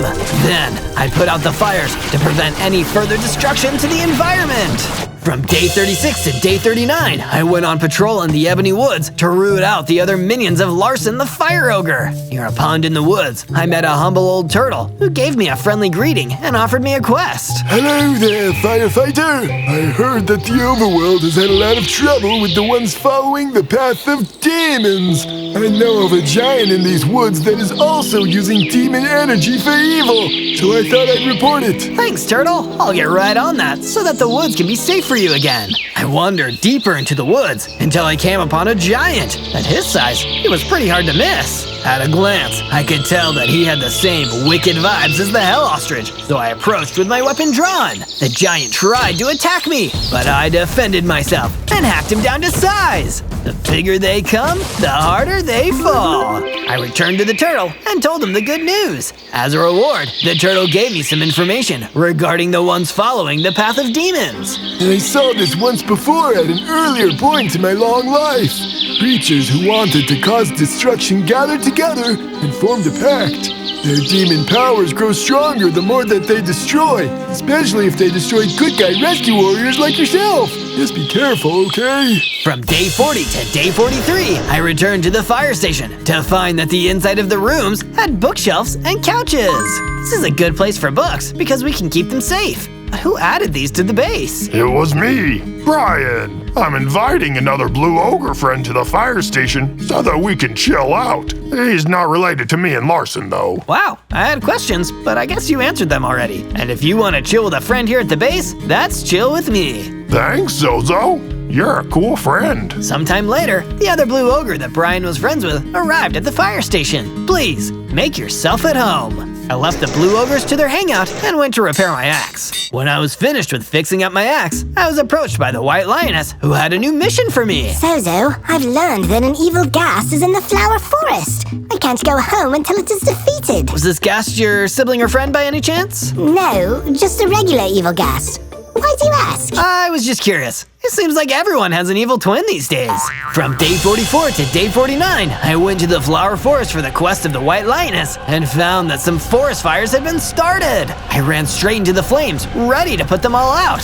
Thank goodness I got here in time before it spreads even more. You said it, Zozo. Now I can see you burned up at last. Then nothing will stop our destruction. Larson, you won't be getting away with this. I'll put this fire out and put you down. Well, I'd personally enjoy fire blasting you until only ash remains. Somebody else from the path of demons wants to take you on. Someone else? Who could it be? You'll find out.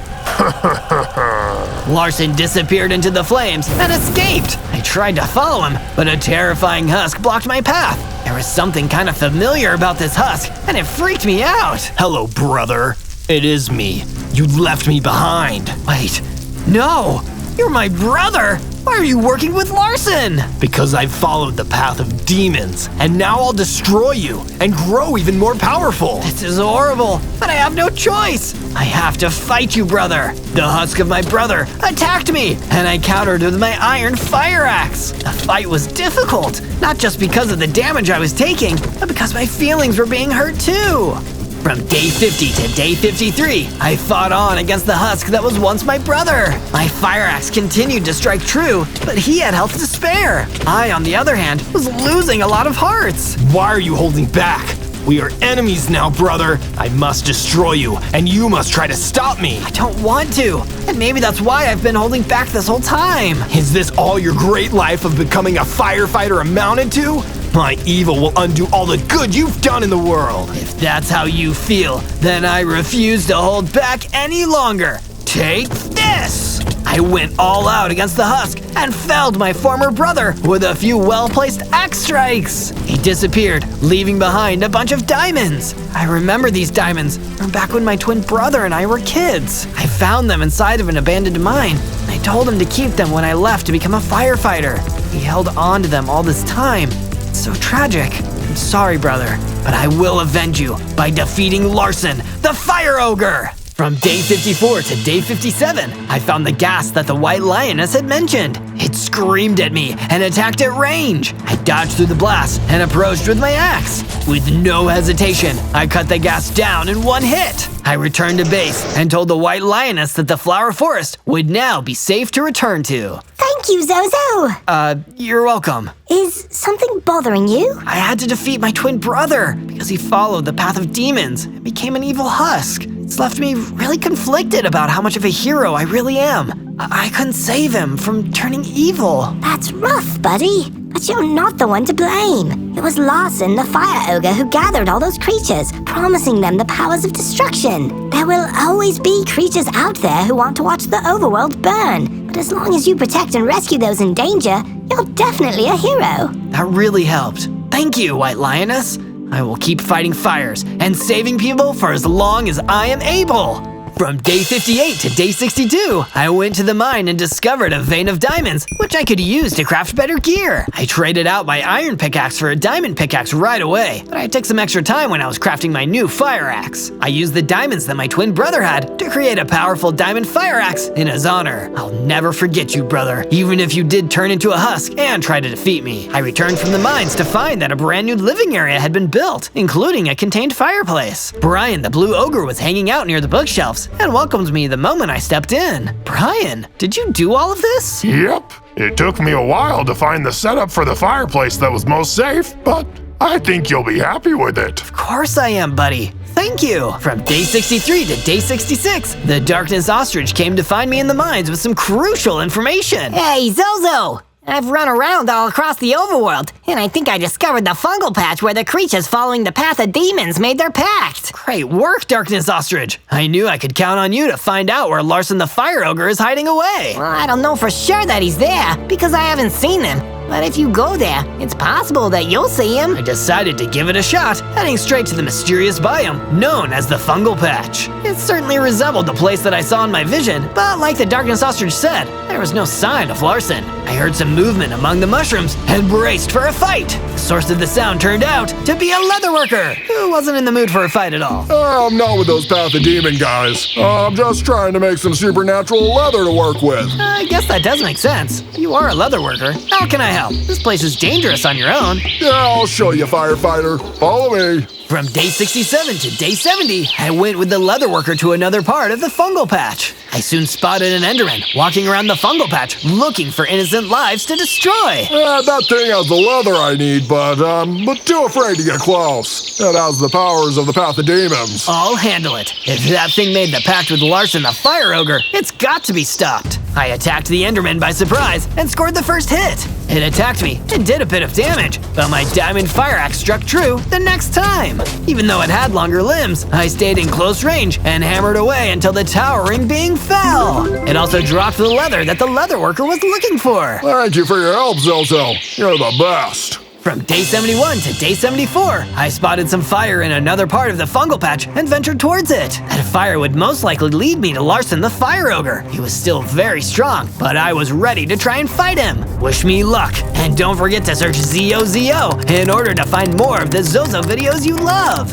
I reached the spot where the fungal patch fire was burning and saw Larson the Fire Ogre adding to it with more fire blasts. Your path of demons isn't going any further, Larson. I'm fighting your fire with fire fighting. What do you hope to accomplish, Zozo? I've got flames you can't hope to tame. He hit me with a fireball that scorched me and did a ton of damage. I struck back with my diamond fire axe. My shock, it barely did any damage. He hit me with another fireball, and I almost lost my footing. I could barely stand, so I turned and ran away from the fungal patch. Our fight would have to happen another day. From day 75 to day 78, I regretted my loss against Larson the Fire Ogre in my room at the fire station. Fighting fires was what I was meant to do, and as long as I couldn't defeat Larson, there would always be uncontrolled fires. I can save myself, but I can't save anyone else. Suddenly, the White Lioness came to see me. I thought you headed home to the flower forest. I came back as soon as I heard you were doubting yourself.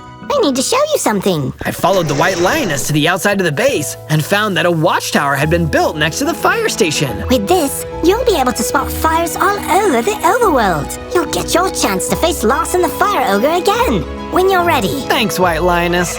You always know what to say. I went to hang out in the living room and met with Brian the Blue Ogre, chilling out as usual. I've come up with a plan for how you can defeat my evil brother, Larson. Let's hear it. If you eat this magic golden carrot, you'll have the chilled out powers over ice, as well as a boatload more health. That just might turn the tide, Brian. Thank you. I went outside and ate the magic golden carrot and became a massive super firefighter with the chill ability to fire blasts of ice. I had 100 hearts as well to make sure that I could survive many battles. From day 79 to day 84, I went back to the fungal patch to see how my new chill powers would stand up against another pack of demon grunts. I was attacked by a piglin brute, so I used my ice blast to freeze the mob solid before chopping it with my diamond fire axe. A traveling snow golem saw the fight and applauded my skill. That was totally cool. You chilled the piglin brute out and put him on ice. I'm glad you thought it was neat. These ice powers are brand new, so I'm still getting the hang of how to use them to fight fires. You're a firefighter.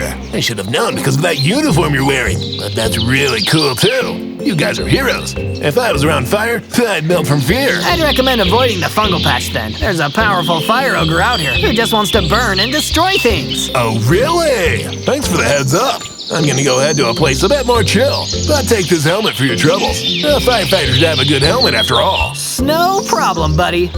Sorry, bad pun. The snow golem gave me diamond leggings, which I equipped. I was more prepared to fight than ever, and not just fires. From day 85 to day 89, I went back to my base, which was currently on fire and under attack by the red manticores, starting a fire at the fire station. That's a new low. There's no low to which we of the Path of Demons won't sink to. We're just that rotten, mean, and nasty. You're about to be frozen too, along with those other adjectives. I launched ice blasts at the red manticores, which put several of them on ice. Afterwards, I hacked them all down with my diamond fire axe. Soon, there were no more red manticores left outside the fire station. But there was a fire out on the horizon, so I went to put it out. I traveled a long way from the base until I found myself in a small village where many of the buildings were on fire. Firefighter Zozo, help us please! Larson the Fire Ogre set all of our wooden houses ablaze! Never fear, the firefighter is here! I used my fire hose to douse the flames rapidly and repeated the process until every house in the village was saved from the fire. You protected us! How can we ever repay you? Don't worry about it, villager. Fighting fires is its own reward. From day 90 to day 94, having helped the villagers, I searched for the red manticores all the way deep into the fungal patch. Why would anyone live here?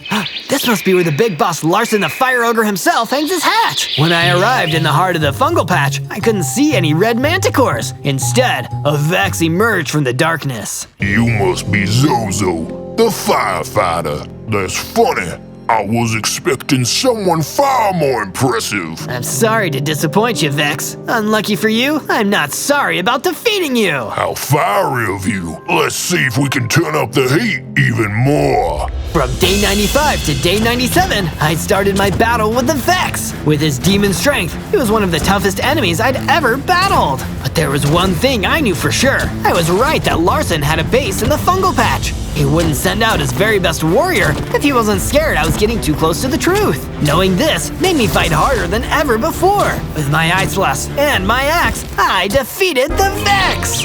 I'm getting a burning feeling that my quest is really getting exciting now. On day 98, knowing everything I needed to in order to battle Larson, I decided to make my peace with my friends back at my base. Either I'd come back from the lair of the Fire Ogre victorious, or I wouldn't come back at all.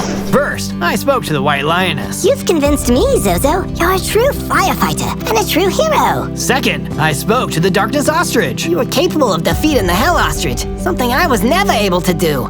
I believed you can win the day. And finally, I spoke to Brian the Blue Ogre, the first kind person I'd met since starting my firefighting career. I know you'll do what's right, Zozo. I lost my brother a long time ago. You can finally put him to rest and save the world from the fiery end. Do it, Zozo. Do what's right. On day 99, I traveled into the dark heart of the fungal patch. I knew that Larson was hiding out here, and if I didn't stop him now, once and for all, he might burn the whole world down down to the ground. But when I was outside of his lair, I realized this wouldn't be a one-on-one battle between me and the fire ogre. There were a whole bunch of those evil red manticores waiting outside. Now Larson may be evil, but he sure is smart. If I fight all those manticores, I'll be exhausted by the time I actually face the big boss. I heard footsteps coming up behind me. I turned and saw that it was the leather worker I'd helped before. Howdy, Zozo. I can help you out. You get in there and put out that ogre's flame. I'll keep all those manticores distracted.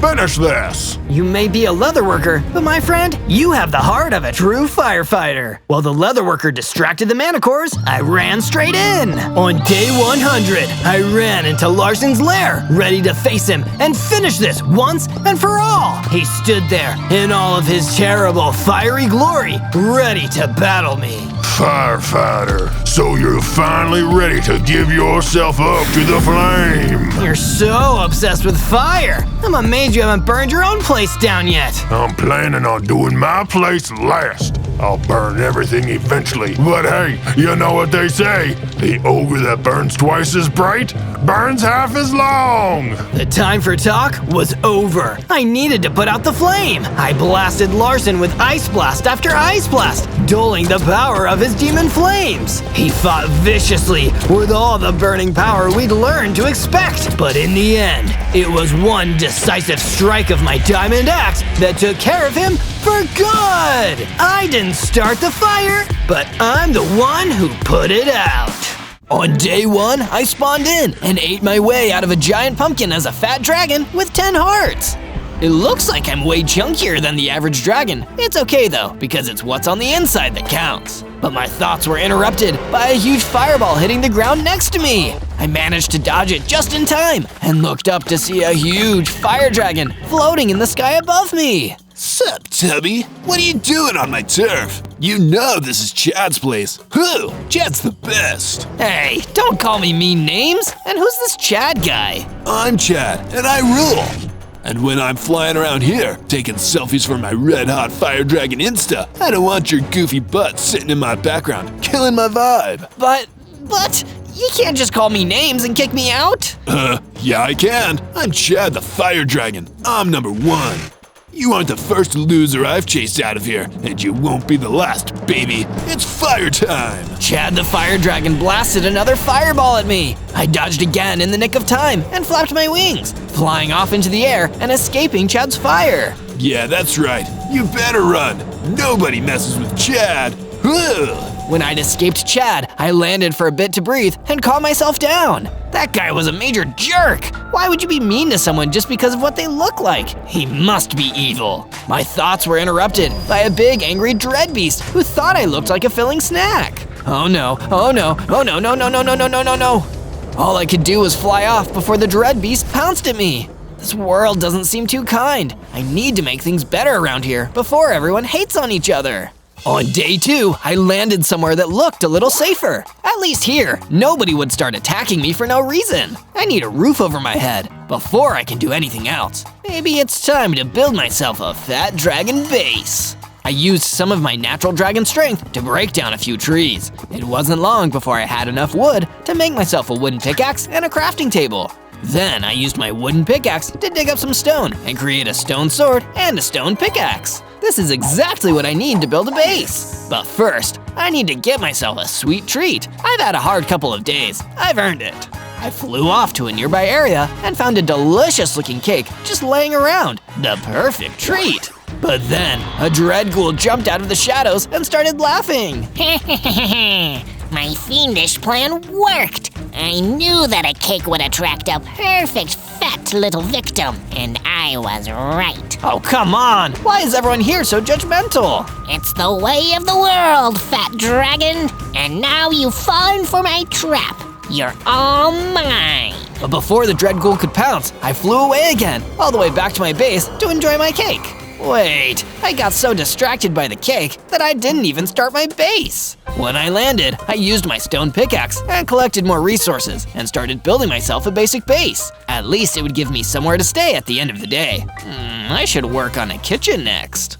On day 3, I decided that I needed to make my base a little bigger. I wasn't the tiniest dragon out there after all, and I needed the base to be roomy to be comfortable in it. So I flew off to a new location to collect more resources. Of course, it wasn't going to be as easy as I'd hoped, because nothing seems to be easy around here. The second I landed, there was an angry-looking dread knight waiting for me. Avest! Thou art a hefty dragon, forsooth! Alack, 'tis a battle, good sir. I literally don't understand anything you're saying, but I still feel like you're being mean to me. Thou art correct. Battle me, knave. I was really upset about being called mean names again, probably. So this time, I was ready to engage in battle. I attacked him with my stone sword until the Dread Knight gave up and moved away. Thou doth won this time, dragon, but next time I will have my revenge, forsooth. Stop saying forsooth. It doesn't make you sound cool or smart. It's just weird. With that, the Dread Knight ran away. Moments later, a different figure emerged, a big black hippogriff. Oh no, are you gonna say mean things about my weight too? What? Heavens no! I'd never dream of judging someone based on their appearance. That's a total Chad the Dragon move. I'm Buck the Hippogriff. Wait, Chad the Dragon? You know that guy? Huh, I wish I didn't. He's so conceited. If he was made of cake, he'd probably eat himself. Talk about a selfish meanie. Oh, speaking of cake, I have some back at my base. Come join me, we can share it together. I'm Zozo, by the way. Finally, someone kind around here. You seem hungry already. I'll let you have some of my fish. And let's go, Zozo. I'd made my first friend, and we started back to my base. Things were finally looking up for me. From day 4 to day 5, I returned to my base with Buck the Hippogriff. It felt nice to have someone who was so kind in a world that had been so mean to me. Let's build you a room, Buck. Something that really suits your awesome personality. You're too kind, Zozo. You were kind to me first. This is just me getting even. I started expanding my base, creating a nice new room for Buck to stay in. I even made it with an open roof so he could fly out and explore anytime he wanted. This is an awesome room, Zozo. I'm so happy that I met you. You're the coolest fat dragon I've ever seen. You're doing a lot to help boost my confidence, Buck. I love it. But our wholesome friendship moment was interrupted by a bunch of death worms slithering out of the ground towards me. Oh no, I need to do something about this before it ruins my whole base. I ran in and started battling the death worms. Lucky for me, in the battle of worms versus dragons, dragons normally win, and this was no exception. And once the worms were defeated, they dropped some delicious apples onto the ground. Huh, apples and worms. It doesn't normally go that way around. I stashed the apples into my inventory and went back to my base, where Buck the Hippogriff and I could hang out. With the death worms taken care of, I could work on expanding and improving my base. Yes. First, I need to make sure I have a fixed source of food, breakfast especially. I'd love some eggs. That's why I built a coop and some fences, then collected a few chickens and let them live inside. Free range, of course, because that's the kindest way to do it. It'll make the eggs taste better too. But while I was out searching for more chickens to add to my teeny tiny chicken farm, I saw the last thing I ever wanted to see, Chad the Fire Dragon. He was flying right above me, looking just as mean and arrogant as ever. Ugh, what are you doing here, Chubby? Didn't the Chadmeister tell you that you need to get off the overworld? Maybe go to the Nether. That's where all the other weird, ugly beasts hang out. Nice one, Chad. You can't nice one your own joke, Chad. It doesn't work like that. Chad can do anything that Chad likes. He's the best. I mean, I'm the best. Whatever. Look at what I can do. Suddenly, Chad started growing even bigger and stronger than before. He made even his old self look small. Oh no, you're so huge. How? I've been getting some extra reps in at the gym. It's making me real swole. You'd know this if you followed my fire Insta. Like I said, instead, you're gonna deal with my fire. Fire! Chad blasted an even bigger fireball at me. There was no way I could fight him like this. I needed to just get out of here. I flew off as fast as I could, just hoping that Chad wouldn't follow me. Getting rid of him was going to be a lot harder than I thought. From day 9 to day 10, I sat in my room at my base, feeling terrible about all the things Chad said to me and how much stronger he was than me. How can I ever expect to stop him from being so horrible to everyone if I can't even stop him from being horrible to me? Buck the Hippogriff seemed to sense that I was upset and came in to comfort me. Zozo, I'm so sorry about all those terrible things that Chad said to you. For what it's worth, he's only like that because deep down, he's so insecure about himself. He wishes he had the kind of confidence you have. Those are kind words, Buck, and they do make me feel a little better. I just feel bad that I wasn't able to defeat him. Maybe what you need is a little inspiration. Go look out into the yard and see a little something I've been working on for you. I ran outside and saw that Buck had been working on a statue. It looked incredible, but it was early enough that I couldn't quite tell what it was yet. Wow, this is amazing! What do you think it's gonna be when it's done? Let me know down in the comments. Buck came up to me again. Amazing work, Buck! I love the statue. What's it going to be? I couldn't give that away. And besides, there's something else you should see. I built you a base upgrade. I looked back at my base and saw that Buck had built me a storage room. The perfect place to store all of our weapons and supplies. Buck, you're the best friend I've ever had. From day 11 to day 12, I decided it was time to rest and recover from the stressful last few days. After all, it's important to take care of yourself and take time off now and then. But while I was sleeping, I started having the strangest dreams. I dreamed of how Chad the Fire Dragon was first created. He crawled out of lava, deep underground, a dragon of pure fire. Whoa, I'm a dragon of pure fire. This is crazy. I think I'm gonna call myself Chad.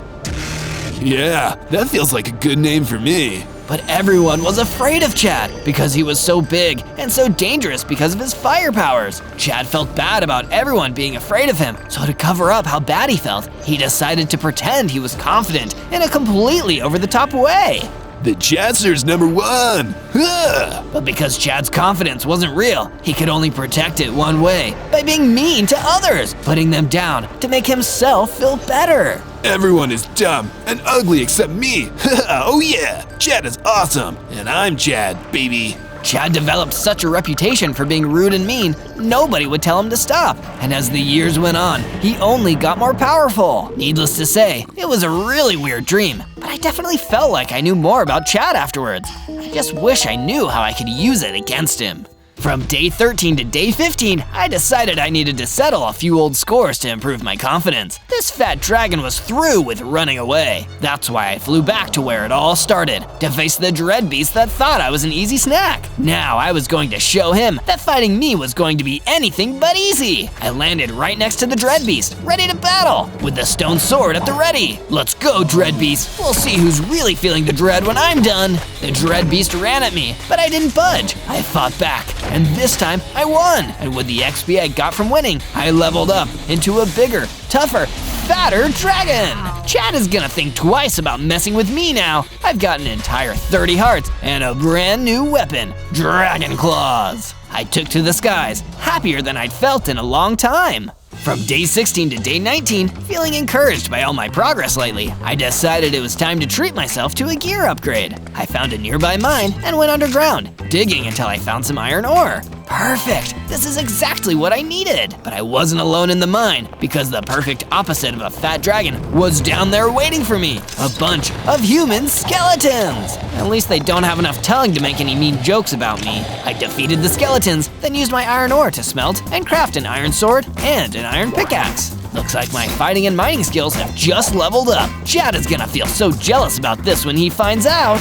With all my new gear, I went back to my base, feeling better than ever. From day 20 to day 22, I was rudely awakened by Buck storming into the room. Zozo! Zozo! You need to wake up right now! Something terrible is happening! Terrible? Oh no, that doesn't sound good. Quite the opposite, actually. It's terrible! Chad the Fire Dragon is waiting for you outside. I think he wants to fight. I got up and ran outside as quickly as I could. And just like Buck had told me, Chad the Fire Dragon was waiting. Hey, Jabroni, it's the Chadmeister, Chadageddon, the Central African nation of Chad. And as usual, I'm happy to hand you a big steaming plate of humiliation, baby. You may be a fire dragon, Chad, but I think you're just full of hot air. Are you really saying all this stuff about yourself because you believe it, or because you want to believe it? Ooh, look at you, Mr. Big Tubby Head Shrinker. You think you understand the Chadster's brain? The inner machinations of my mind are an enigma. You could never even hope to understand what I'm about, and I'm actually super duper confident. You're just way too much of a loser to get that. Sounds like you're not that sure of yourself. I so am! Let's fight, Doofus! We charged at each other and began battling. He blew fire at me, but with my new strength since our last battle, I was able to take the heat. That's when I showed him my new claws, swiping at him again and again. He seemed so shocked that I was really fighting back that he broke away from the fight and started to fly off. I didn't really want to fight you that time anyway. Smell you later, fat dragon! It wasn't exactly a true victory, but I'd seen the first crack in Chad's confidence. Maybe I can beat him after all. From day 23 to day 26, I decided that I needed to treat myself to a new enchantment for all my hard work, surviving my first true fight with Chad. Given how much he'd helped me so far, I asked Buck what he thought I should do. Seeing as you got yourself an iron sword a while back, maybe you should apply the sharpness enchantment. Who knows? It might even make your claws more powerful. That's a great idea, Buck. You're always looking out for me. On Buck's suggestion, I crafted and applied the sharpness enchantment. All my weapons were a lot more effective after that. From day 27 to day 31, I got more good news from Buck. Zozo, come take a look. I've been doing some more work on the statue, and I think you're going to love it. Ah, that's so exciting. I can't wait to see. I ran out and took a look at the statue. It wasn't done yet, but it was coming along so well. Buck really had a gift for making statues. This looks amazing, Buck. I can't wait to see what it'll be when it's done. That's actually something I wanted to talk to you about, Zozo. The statue is coming along great, but it needs something else. Think you can go get some for me? No problem, Buck. I'll set off immediately. Buck told me what he needed and sent me off to the west. I headed out with my iron pickaxe, ready to mine like my life depended on it. It didn't take me long to find the blocks that Buck needed, but there was a wither there waiting for me. Nothing is ever easy around here. I took a few wither skulls, but soon managed to use my claws to turn the tide of the battle.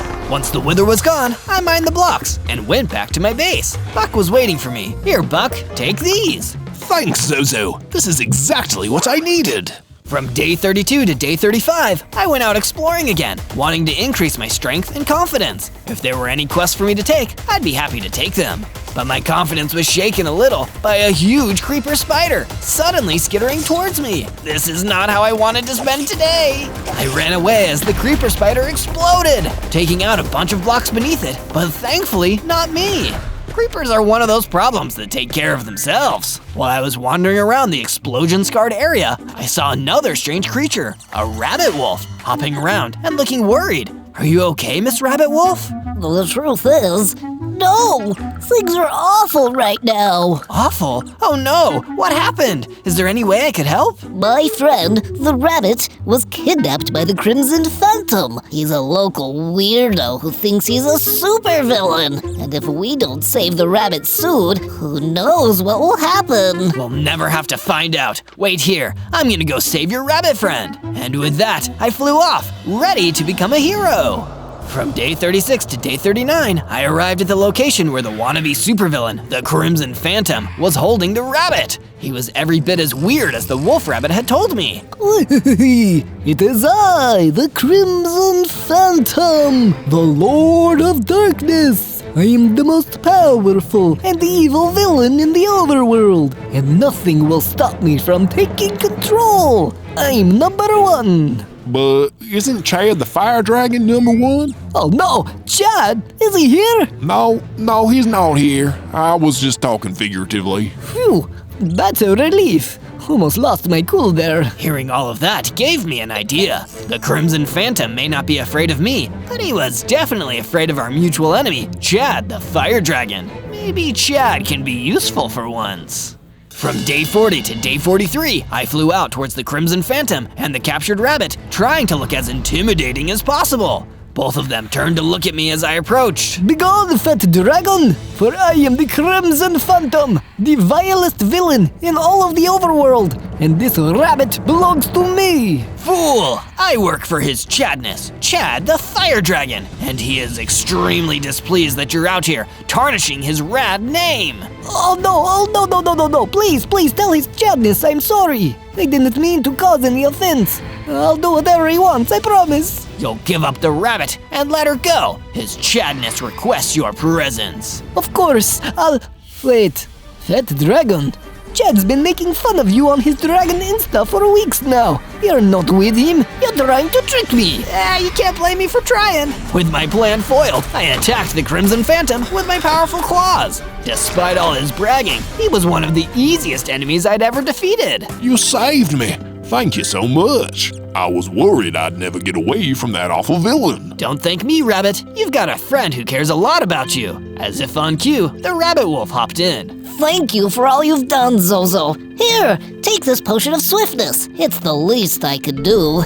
You're a true hero. Oh, stop it. You're gonna make me cry. From day 44 to day 49, I gave more materials to Buck the Black Hippogriff so he could continue work on the statue. Great job, Zozo! You're really pulling your weight with this project. I'll take that as a compliment, considering how much my weight is. I mean it, buddy. You're a kind and reliable person. Anyone would be lucky to have you as a friend. Thanks, Buck. Now I feel like $1,000,000. There's only one me, Zozo. Just like there's only one you. That's deep, but you knew what I meant. I let Buck continue working on the statue and realized that I was hungry. After all the quests I'd been doing, I had really worked up an appetite. It was time to add something to the base in order to help out with that. A proper kitchen. I'd craft a couple of cooking surfaces and shelves to store ingredients. That way, I'd be able to make the most nutritious meals when I was in the mood for food. It's like they always say, never trust a skinny cook and always trust a fat dragon cook. Once I had completed the kitchen, I went back to see how Buck was doing on the statue. It was starting to look even more like what it was supposed to be. I couldn't wait to see how it would look when it was done. From day 50 to day 53, I was minding my own business at the base when Chad the Fire Dragon decided to rear his big, overinflated head. Oh, hey, Chubster. Still your lame, roly-poly self, I see. Lucky for you, the Chadmeister decided to take some time out of his busy Insta schedule to instigate a little one-on-one conflict. Leave me alone already, Chad. I'll fight if I have to, but I didn't wake up this morning choosing violence. Too bad, because Chad the Cool and Rad always chooses to dunk on losers. By the way, when I said one-on-one, I meant one-on-several, because I've brought my fans with me. It was true. Chad had rolled up with a bunch of fire guardians who listened to everything he said. They must have been followers by nature. How is it fair to outnumber me, Chad? At least fight your own battles if you're gonna be a bully. Well, sorry. There's so much of you to go around that I thought I should bring more guys. Get up, boys. Chad's fire guardians tried to gang up on me, but I was a fighter now, so I shredded through them with my claws. I was so focused on the fight that I almost didn't see Chad and the other guardians kidnap Buck from the base. Zozo, win that fight and come save me. I know you can. Buck, how low does Chad want to go in order to ruin my life? I took down the rest of the attacking fire guardians like Buck said, and I felt my confidence rising. I grew larger and obtained 60 hearts. I could also breathe out a big blast of fire. Looks like Chad isn't the only one with fire around here. With that, I also set the front yard on fire. From day 54 to day 57, I spent some time putting out the fires left over from the attack on the base. They sure did set a big part of my base on fire, but it didn't bother me that much because I could easily extinguish it. Once I had extinguished the fire, I thought about the one thing I couldn't repair. I need to get Buck back. He always stuck up for me, so I want to do the same for him. I went to the desert to go visit Miss Rabbit Wolf. I knew a thing or two about friendship. And because I helped her rescue her friend not too long ago, she would probably help me rescue mine. I'm so sorry that Buck got taken away by Chad's henchmen. I know exactly how that feels. I want to do something about it, but I don't know where to begin. Why don't you try checking the selfies that Chad posts? There's got to be something in the background that could help you find out where he's taken Buck. That's a good idea. He posts pictures of where he is all the time. It should be easy to find his evil lair from that. You can turn his false confidence into a real weakness. Thanks, Rabbit Wolf. From day 58 to day 62, I went mining for diamonds so I could upgrade my tools. I'm a confident dragon, and I deserve to treat myself to nicer things. Of course, not everyone in the mine agreed with me on that point. There were a bunch of warped phantoms swarming around where I was trying to dig. I could use my fire breath to scatter them, but they'd always come back. This seems like more of a task for my claws. Can't a dragon mine in peace? Once I'd cleared out all the warped phantoms, I was able to gather a good amount of diamonds from the cave. I crafted a diamond sword and a diamond pickaxe, both of which would come in handy when the time came for me to go rescue Buck from the clutches of Chad. From day 63 to day 66, I was looking at the unfinished statue and feeling sad that Buck couldn't be here. The two of us had been working together on the statue for a long time now, and seeing that it was unfinished was a reminder that without him, I'd never see what the statue could become. I thought about working on it myself, but that wouldn't do any good. Buck is counting on me to rescue him from Chad. I couldn't back down from facing that terrible bully. For now, the statue needs to wait. Hang on, Buck. I'm gonna find you wherever you are. And if you want to find more of my awesome adventures, make sure to subscribe to the channel and ring that notification bell so you'll always be able to. From day 67 to day 70, I found a place that looked a lot like where Chad the Fire Dragon took many of his selfies. The Crimson Gardens were definitely red, like one might expect for a fire dragon, and there also seemed to be a huge lair designed to show off. That's gotta be Chad's pad. As I approached, I noticed that there were a bunch of fire guardians hanging around outside. My guess had to be correct, since those mobs would do anything for Chad's attention, including trying to keep me out of Chad's pad. I knew I was looking at a fight if I tried to get past them. Hey, you guys, is my friend inside there? The fire guardian said nothing and charged me all at once. I knew fire breath wouldn't do any good against creatures of pure fire, so I stuck to melee attacks. Thanks to my increased health, even fighting this many fire guardians wasn't much of a problem. It was true that I'd gotten even bigger and stronger since my other fight with Chad's minions. I'm not just fat, I'm large and in charge. I was able to battle my way through the inside of Chad's pad. I just knew my friend was in here somewhere. From day 71 to day 74, I explored Chad's pad and fought off more of the fire guardians as I did. This base is gigantic. Chad must really enjoy having a lot of space that he doesn't need, all to himself. While I was sneaking around, I saw Chad. He must have been finished taking selfies in a nearby room. Oh yeah, Chad rules! The camera loves Chad, and so does everyone else. And Chad! He seemed to be really into his routine at the moment, and it felt awkward to interrupt him. I came here to rescue Buck, not to pick a fight, so I just let him continue bigging himself up. Of course, I couldn't help myself from sneaking some potions of healing from one of his pad's chests. He won't miss it, and besides, he's hurt me enough times that one little potion is the least of what he'd need to do to make up for it. From day 75 to day 78, I managed to find the dungeon where Chad had been keeping Buck. It was time for a good old-fashioned prison break. Zozo, you made it! I always knew you had it in you, friend. Thanks, Buck. It was hard making it all the way here without your kind words, but I was still able to do it because I've got confidence in myself now. I used my fire breath to destroy the bars of the prison, setting Buck free. Nicely done. Now let's get out of here. Whoa, whoa, whoa! Who said you could leave? Chad didn't, and if Chad didn't, it doesn't matter who did. Chad. Oh no, it was Chad! There was only one thing I could think of to make sure that Buck would be safe from this kidnapping bully jerk. Get out of here, Buck. I'll catch up with you after Chad and I have a talk. With that, Buck ran off, leaving me alone to take on Chad. Like Chad would talk to you for any reason other than reminding you that you're totally stupid looking. Actually, I meant talk as in fight. Let's work things out like dragons with our claws and fire breath. Can't get enough of Chad's fire breath? Okay, you asked for it. Chad breathed his fire blast at me, but I returned with my own. He was surprised that I could do what he did, but that made sense because he always underestimated me. We started to fight with our claws, and even more than the previous time I was holding my own. I got several good hits in on him before he started to show a little bit of nervousness. What's the matter, Chad? Not able to pretend as well as you normally do? As if Chad needs to pretend. I'm the real deal, lame-o. Check this out. From day 79 to day 84, Chad flexed his dragon muscles and totally hulked out into a super beast of a dragon! Oh yeah, Chad was already the best, but now you can say hello to the even better, super mega ultra deluxe Chadmeister Supreme!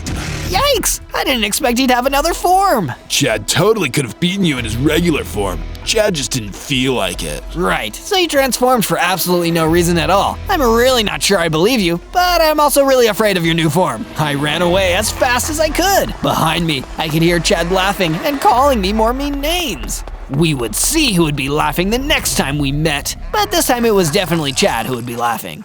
From day 85 to day 89, I returned to base and found that Buck had already made his way back there before me. I was really glad to see him home. The base had not felt the same without him. Did I miss anything, Zozo? I was gone for a long time at Chad's pad. That fire dragon was so annoying and talking about himself the whole time. I'm really glad to be back. I'm glad to hear it, Buck. Sorry you had to go through all that. It wasn't all bad. I did manage to swipe some relaxation supplies from Chad's relaxation room. I bet we could turn these into a room of our own. That sounds awesome. I love relaxation. I got to work on upgrading the base with a brand new relaxation room, while Buck chose to make up for lost time and work on the base's statue. I made sure to put all the right details into the relaxation room, including lots of couches for Buck and I to lounge around on. I bet both of us will really appreciate the work I've done on this room after Buck is done putting together that statue.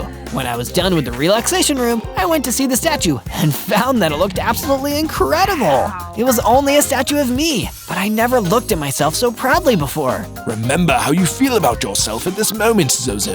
That confidence in who you are, recognizing your own best qualities, is the key to defeating Chad. I did almost have him last time, but he's got this new super duper form now, and I think he's gonna knock me out the next time I see him. In that case, you just take what you already like about yourself and make it even more powerful. There's a spell you can cast that will bring your inner strength to the surface. Show him who you really are. From day 90 to day 94, I sought out the Book of Spells, which was said to contain a spell that would bring my inner strength to the surface. It was located inside of a deep cave that was full of wither spiders. There was a time not so long ago that I wouldn't have dared to fight for myself, especially against such powerful mobs. But if what Buck said about this spell was true, then I couldn't wait to get my inner strength on. I'm becoming more like who I want to be every single day, and there's nothing that some bully can say that would make me feel like I'm less than that. The wither spiders had powerful attacks and could shoot deadly wither skulls, but with my chubby body and huge amount of hearts, I could withstand equally huge amounts of damage. Big is beautiful. I burned the spiders away with my fire breath and found my way to the Book of Spells. This must be the right one. I'll read it when I get back home. From day 95 to day 97, I was back at base, preparing for my showdown with Chad. I was determined to use everything that I had in order to win this fight and overcome that bully once and for all. I knew that I'd be having the fight at his place, so instead of doing any sort of upgrades on my base, I focused on what I would need to do to fight at my best. Potions are the way to go. I can drink a lot of those at once to give myself an advantage. First up was a standard potion of strength to increase the damage of my claws attacks. Second, I chose a potion of regeneration so I could get even more use out of my high amount of hearts. And the third potion that I picked was a potion of fire resistance. Chad is always bragging about his fire, but this should take the heat off of me. On day 98, I decided to relax so that I wouldn't stress out too much about the impending fight I was going to have with Chad. I couldn't let him get into my head, so I made sure to fill my brain with fun and positive feelings. And if you want to feel fun and positive too, you should type ZOZO into the search bar so you can find more of my videos. Also, while it's just us relaxing, go ahead and leave a comment about what I should be next. On day 99, it was time to settle my score with Chad once and for all time. I walked through the Crimson Gardens and straight inside Chad's pad. That mean and nasty fire dragon himself was lying in wait, and he was still in his tricked out new form. Back for more, you little dragon tender? Chad is better than Chad has ever been. This new form is totally awesome, and definitely better than anything you could do. I now understand why you decided to take that form, Chad. 'Cause I'm a beast like that? No, it's because you have something to prove. You may have scared everybody else, but I was able to rattle that fake confidence of yours. You're the one who is actually scared, Chad. What? No, you don't know what you're talking about. Chad is the man, or the dragon man. Actually, I'm just a dragon. Yes, and I'm just a fat dragon who's got inner strength. I downed my potions and used the Book of Spells to cast the spell of power and unleash my inner strength. My heart rose to 100, and I now had a mighty tail slap attack. Ready to throw down, Chad. Chad is having second thoughts. I mean, now Chad's the best. Chad will take you on in any form, Tubbo. The fight began, and I whipped him with my new tail slap. He tried his fire breath, of course, but I was resistance. Your fire can't hurt me anymore, and neither can your words. I gave him serious claw strikes and even more tail slaps. Then I unleashed my own fire breath. No way. You can't be fire. Chad is fire. Chad is fire as fire. Not anymore. Then I tail slapped Chad one more time, and he was done bothering me. On day 100, I was once again relaxing at the base with Buck the Black Hippogriff. Chad won't bother me or anyone again. I really taught him a lesson.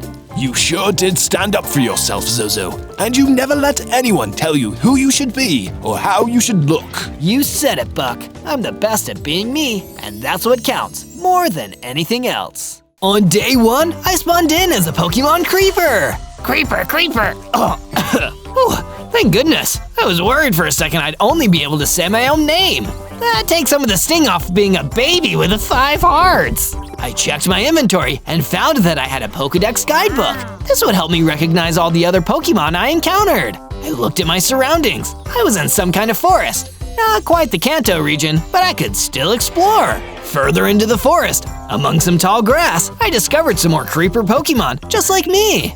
Creeper, creeper. Oh, I guess you guys aren't so talkative. That's fine. I'm sure I can find a trainer who will talk to me. But instead of a friendly Pokemon trainer, instead, a really scary bug-type Pokemon called a Deathworm popped out of the ground. Let's get out of here, guys! Creeper, creeper. We scattered off into the forest to avoid the Deathworm. I hid out behind some trees for the rest of the night. On day 2, I ventured out of my hiding spot, convinced that the Deathworm was gone. I hope I don't run into one of those again. Guess it isn't easy being a creeper Pokemon, but at least I wasn't alone in being a creeper Pokemon. While I was wandering around the Forgotten Forest, I found an evolved creeper Pokemon. Oh wow, is that what I'm gonna look like when I evolve? I couldn't be more excited. Creeper, creeper. Well, even if I'm a baby creeper Pokemon, at least I can talk. But I couldn't stand around for long. A deadly fire-type Pokemon, the cockatrice, came out of the trees and attacked. It breathed a jet of fire onto my new evolved creeper friend, destroying him in an instant. And if it could do that to an evolved creeper, I'd be in real trouble. I ran away as fast as I could. Later, I arrived in the lush red desert, far, far away from the cockatrice and the Deathworm. Here, I could maybe build myself a home. Let's get building. I found some trees and knocked them down, collecting enough wood to make myself a wooden pickaxe and a wooden sword. These are pretty useless, but I guess everyone has got to start somewhere. With my extra wood, I started building my own wooden base to give me shelter from the elements. It felt nice to finally sleep indoors for once. On day 3, I went out to the meadows, wondering if I could beat some more Pokemon who wanted to come stay at my base. Instead, I found something even cooler, a Pokemon trainer. I ran over to him, so excited to finally have someone I could talk to. Hey, I'm Zozo. I'm a creeper Pokemon. It's so cool to meet you. Oh wow, a Pokemon that can talk. You don't see that every day. I haven't seen a Pokemon trainer here yet either. Maybe we should team up. I'd love to, but I think I might need to become a more experienced Pokemon trainer before we can truly team up. But when I get there, I'll know where to find you. It wasn't exactly what I wanted, but it was a start. I started to head back to my base and used my wooden pickaxe to dig up a bunch of stone, which I used to improve my base and build myself a stone sword and a stone pickaxe. Before the day was out, a Pokemon called a Zoglin attacked me, and I was able to easily defeat it with my stone sword. After I defeated it, it dropped some rare candy on the floor, and I quickly collected it. This candy will come in handy later. From day 4 to day 5, I woke up and felt ready to eat that delicious rare candy I'd collected from the Zoglin the previous night. It's been a long week. I think I've earned a little treat. The second I ate the rare candy, I felt myself evolving and getting stronger. I got bigger. I now had 30 hearts and a brand new attack to use on enemy Pokemon, Fire Breath. Whoa, it looks like I'm a fire-type Pokemon too! I spent the rest of the day in the Mojave Desert, which was even hotter than the one around my base. It was sandy everywhere, so I collected some sand blocks to use later. Then, I ran into a sandwich. Hey there, little creeper Pokemon. I actually saw a few more of your kind not far from here. You should go see them. So I did. I searched around until I found a little group of creeper Pokemon just like me. I was so happy. Creeper, creeper. Yeah, creeper. How about you guys come and stay at my base? Us creeper Pokemon should stick together for safety. We returned to my base in the lush red desert and found that a wither was waiting outside. This wasn't good. Stand back, guys. I'll deal with this. I ran in and used my new flame breath to destroy the wither. Being a fire-type Pokemon was a lot of fun. From day 6 to day 8, I met up with the Pokemon trainer again, and we went exploring together, searching for some food. And not long after finding some, we went into a nearby underground cavern to do a little bit of mining. It's super dark in here. Don't worry, trainer, I can light the way. I breathed a jet of fire and led up our way, seeing some iron ore in the blocks beneath us. I grabbed my stone pickaxe and started mining until I collected some ore. We built a furnace in the underground cavern and used the ore to create an iron sword and an iron pickaxe. Now I'm stronger than I've ever been! With our new equipment in hand, we went to the oasis to relax and spent some time in the sun next to the nice cool water. But not everything was so peachy in the oasis. We were suddenly attacked by a giant monster known as the Hydra. Even with all my new equipment and my fire-breathing power, I couldn't hurt him at all. Get out of here, Zozo. I'll take care of him. You need to get to safety. So I did, because it was all I could do. My Pokemon trainer and the Hydra fought until, in the end, neither of them remained. No! I started heading back alone. I felt so terrible. I'd lost everything. But on the way back, I ran into a friendly Myrmex queen. Hello, little creeper Pokemon. Hey, sorry if I seem a little down right now. I just lost a friend of mine. Goodness, you can talk? That's incredible. I didn't know creeper Pokemon could talk. Me neither. I might be the only one. Well, if you lost your friend, perhaps I'll come stay with you. You shouldn't be alone on a night like this. I would love that, Myrmex Queen. The Myrmex Queen and I returned to my base, and I created a new room for her to stay in.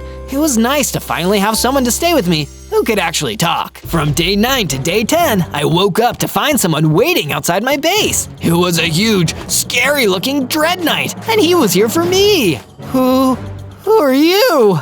I'm your worst nightmare.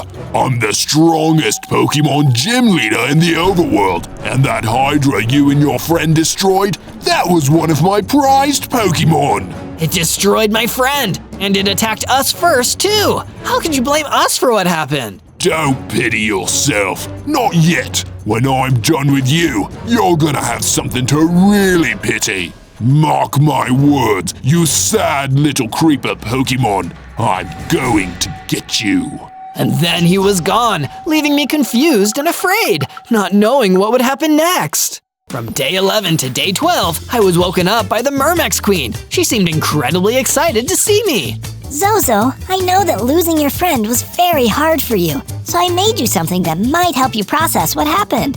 Come and see. I came out and saw what the Myrmex Queen had created, a memorial for the fallen Pokemon trainer, so we'd always be able to remember him. This is amazing, Myrmex Queen. Thank you. Let's go traveling together. We went out to the orchard, where I hoped I might be able to find some food that would make me stronger. Instead, we just found an angry siren who didn't want to have our company.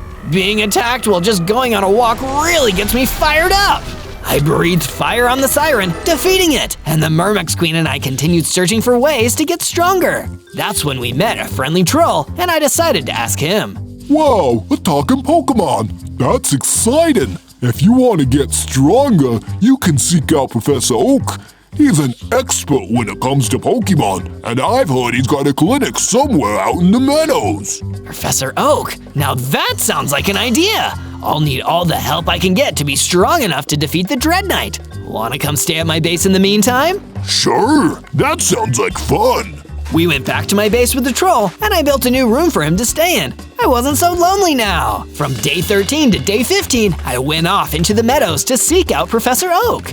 If that Dread Knight guy really was after me, I needed to get evolved as quickly as possible. While traveling through the meadows, though, I got attacked by a terrifying dragon-type Pokemon, the Lightning Dragon.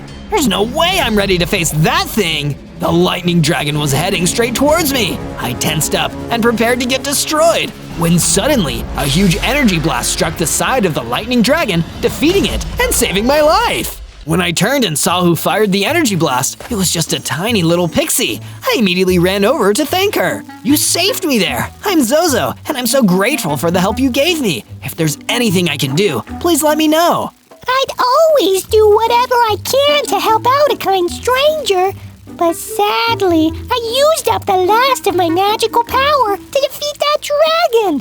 Do you think you could go and defeat the ghost-type Pokemon who's been haunting the meadow? After the way you saved me there, it's really the least I could do. I traveled further into the meadow until I saw the spooky ghost type floating around. Thankfully, the undead hate fire, and with my fire-breathing power, I was soon able to defeat it. This ghost is toast. I then returned to the pixie to give her the good news and ask her if she knew anything about Professor Oak.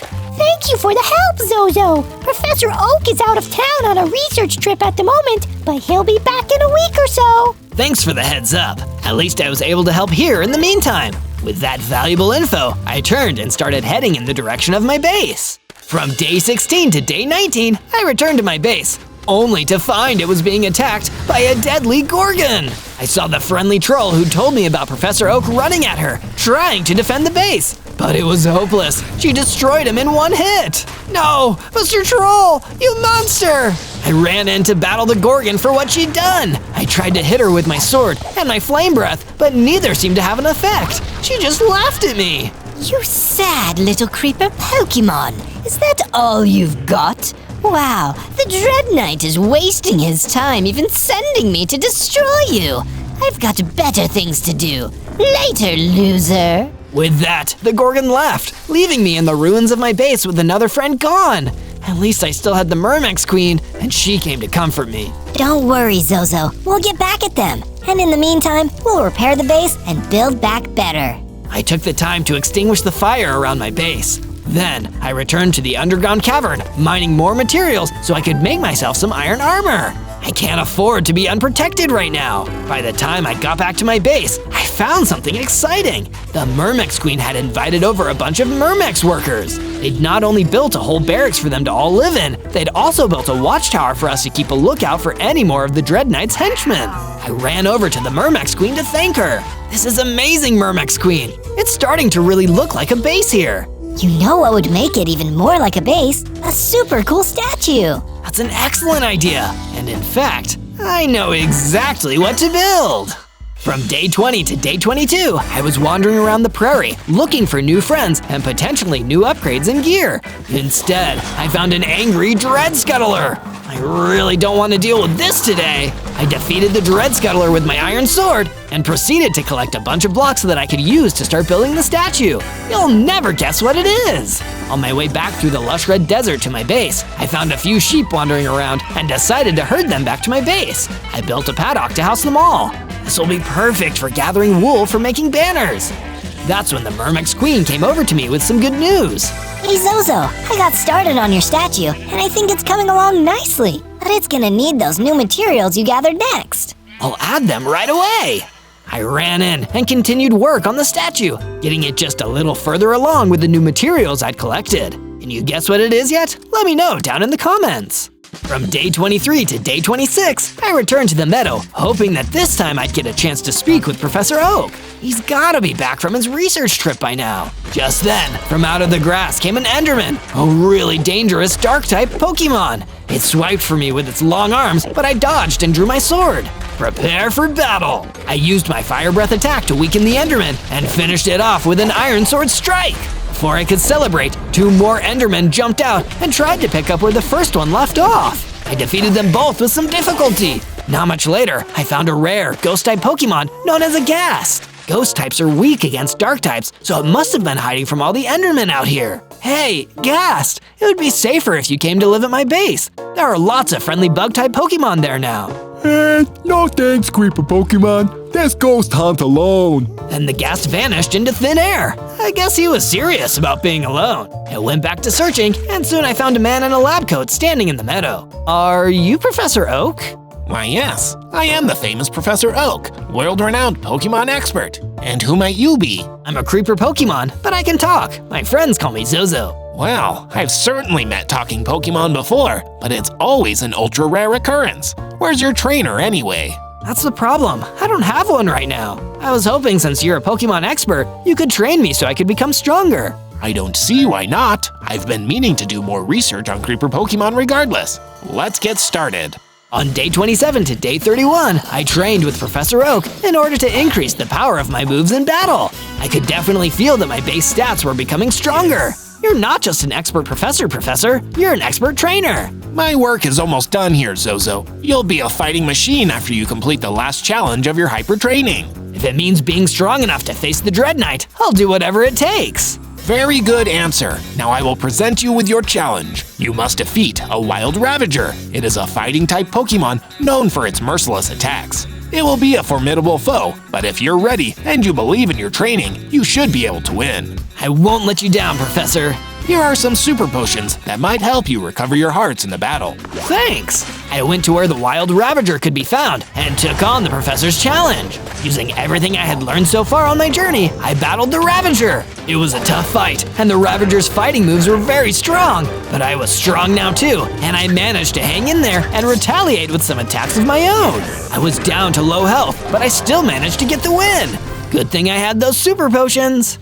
From day 32 to day 35, I told Professor Oak that I had defeated the Ravager. He seemed very impressed with my progress. Very good, Zozo. You are one powerful creeper Pokemon now. Thanks, Professor. You really believed in me. And you believed in yourself too. That's half the battle. What's the other half, Professor? Battle. Now take this league badge to prove that you've got what it takes to be a champ in the making. All right! I decided to return home to base to tell the others the good news about my training. I had made it all the way back to the Mojave Desert when I saw the gas from earlier, and they were in trouble. Help! Help! An evil gym leader is trying to capture me! Evil gym leader? That sounds like… Oh no, it is! The Dread Knight was here! I didn't expect that I'd run into him so soon. Stop running away, Ghast! I'm trying to add you to my Pokemon team! A spooky ghost type would make an excellent addition! The Dread Knight didn't see me yet. I could sneak up on him and attack. But what if I lost? I might have earned a league badge, but he was still a gym leader. For now, I have to retreat. Sorry, Ghast. If only you'd listened to me before. A little later, I was at the Oasis, still trying to find my way home, when I ran into a giant pig Pokemon, the Piglin Brute. No problem, pigs are usually normal type, so this should be a cinch. But it wasn't as easy as I expected. The Piglin Brute had so many hit points, and its attacks felt like critical hits. Oh no, am I too weak to fight this Pokemon too? I ran away from the battle and continued on for home where I thought I'd be safer. I couldn't believe that I was still so weak after all the training I did. From day 36 to day 39, I arrived home safe and sound, except the base wasn't safe or sound. It was being attacked by the Gorgon again. Oh no, last time I fought her, I barely did any damage. We meet again, Zozo. Have you come home so you can lose to me again? No way! If I don't step up and beat you now, the Myrmex Queen and all the others will be in danger. Suit yourself. I'm going to enjoy this. We began to battle, and once again, my fire breath and sword attacks were not very effective. And that's when it hit me. Gorgon must be a rock type, and that's why she has such high defenses. But there's one way to deal with rock types, a fighting type attack like Rock Smash. I unequipped my sword and attacked with my fists like a fighting type. Somehow, it actually damaged her. What? I'm hit? Enjoy your victory while you can. You still aren't worth the trouble. Gorgon left the base. I guess my training with Oak did pay off. The Myrmex Queen approached me, looking proud. Zozo, you're back, and not a moment too soon. I just heard there was a power bracer in the lush red desert. If you could get it, you'd be able to upgrade your attack power to the next level. That sounds like just what I need. We should go find it. I took Myrmex Queen with me, and the two of us went to the lush red desert to search for the power bracer. We didn't get far before we encountered another wild cockatrice. They must be really common for fire types. There was a villager in danger of getting scorched, so I stepped in to help out, striking the cockatrice down with my sword. Thank you for protecting me. You're one friendly Pokemon. Here's a map to the beach where you can find some treasure. Gee, thanks. We said goodbye to the villager and kept searching through the desert. We found the power bracer without needing to worry about another fight. Great job, Zozo. Now let's return to base and get it equipped. I got excited and I tried the power bracer on. It fit like a glove and I could feel the power already. We went back to our base afterwards. From day 40 to day 43, the Myrmex Queen and I decided to do a little bit more traveling. That villager we saved the other day had told us about a beach where we could get treasure, and that sounded just too good to pass up. The map we were given showed us the way to where the treasure was. We decided to take a route back through the Forgotten Forest, and that's where we encountered some more Ghost-type Pokemon, a horde of skeletons. Hasn't the Dread Knight been catching Ghost-type Pokemon? I'll bet these are his. They can't beat us if we work together, Zozo. Together, the Myrmex Queen and I reduced the Dread Knight skeletons to a bunch of bones. With all the upgrades I had gotten, it was no sweat. It looks like there was one we missed, and it's getting away. But I guess running from stronger Pokemon is what you'd expect them to do. We made our way out of the Forgotten Forest and into a rocky beach. This must have been the place where the treasure was. Sure enough, there was an open mining pit with a whole bunch of diamonds, ripe for the taking. Sweet! From day 44 to day 49, I was back home at my base, doing some training exercises by myself when Myrmex Queen showed up. Hi, Myrmex Queen! Hi there, Zozo. I've done a bit more of my part to the statue. Do you mind adding some details to it when you get the chance? Sure, I can actually do that right now. I went to the statue and began to add some special blocks in order to really make it look good. You can almost tell what it's going to be now. It'll be really exciting when it's complete. I worked on the statue for a bit longer before I noticed that a traveling trader had come to provide us with some hyper potions for the price of some emeralds. These are some quality potions. You can trust me.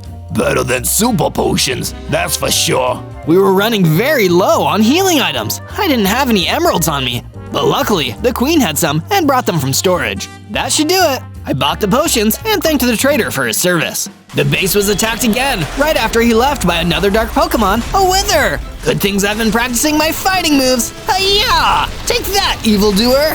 The Wither was defeated, but I knew I had to make sure the base was more defensible against enemy attacks.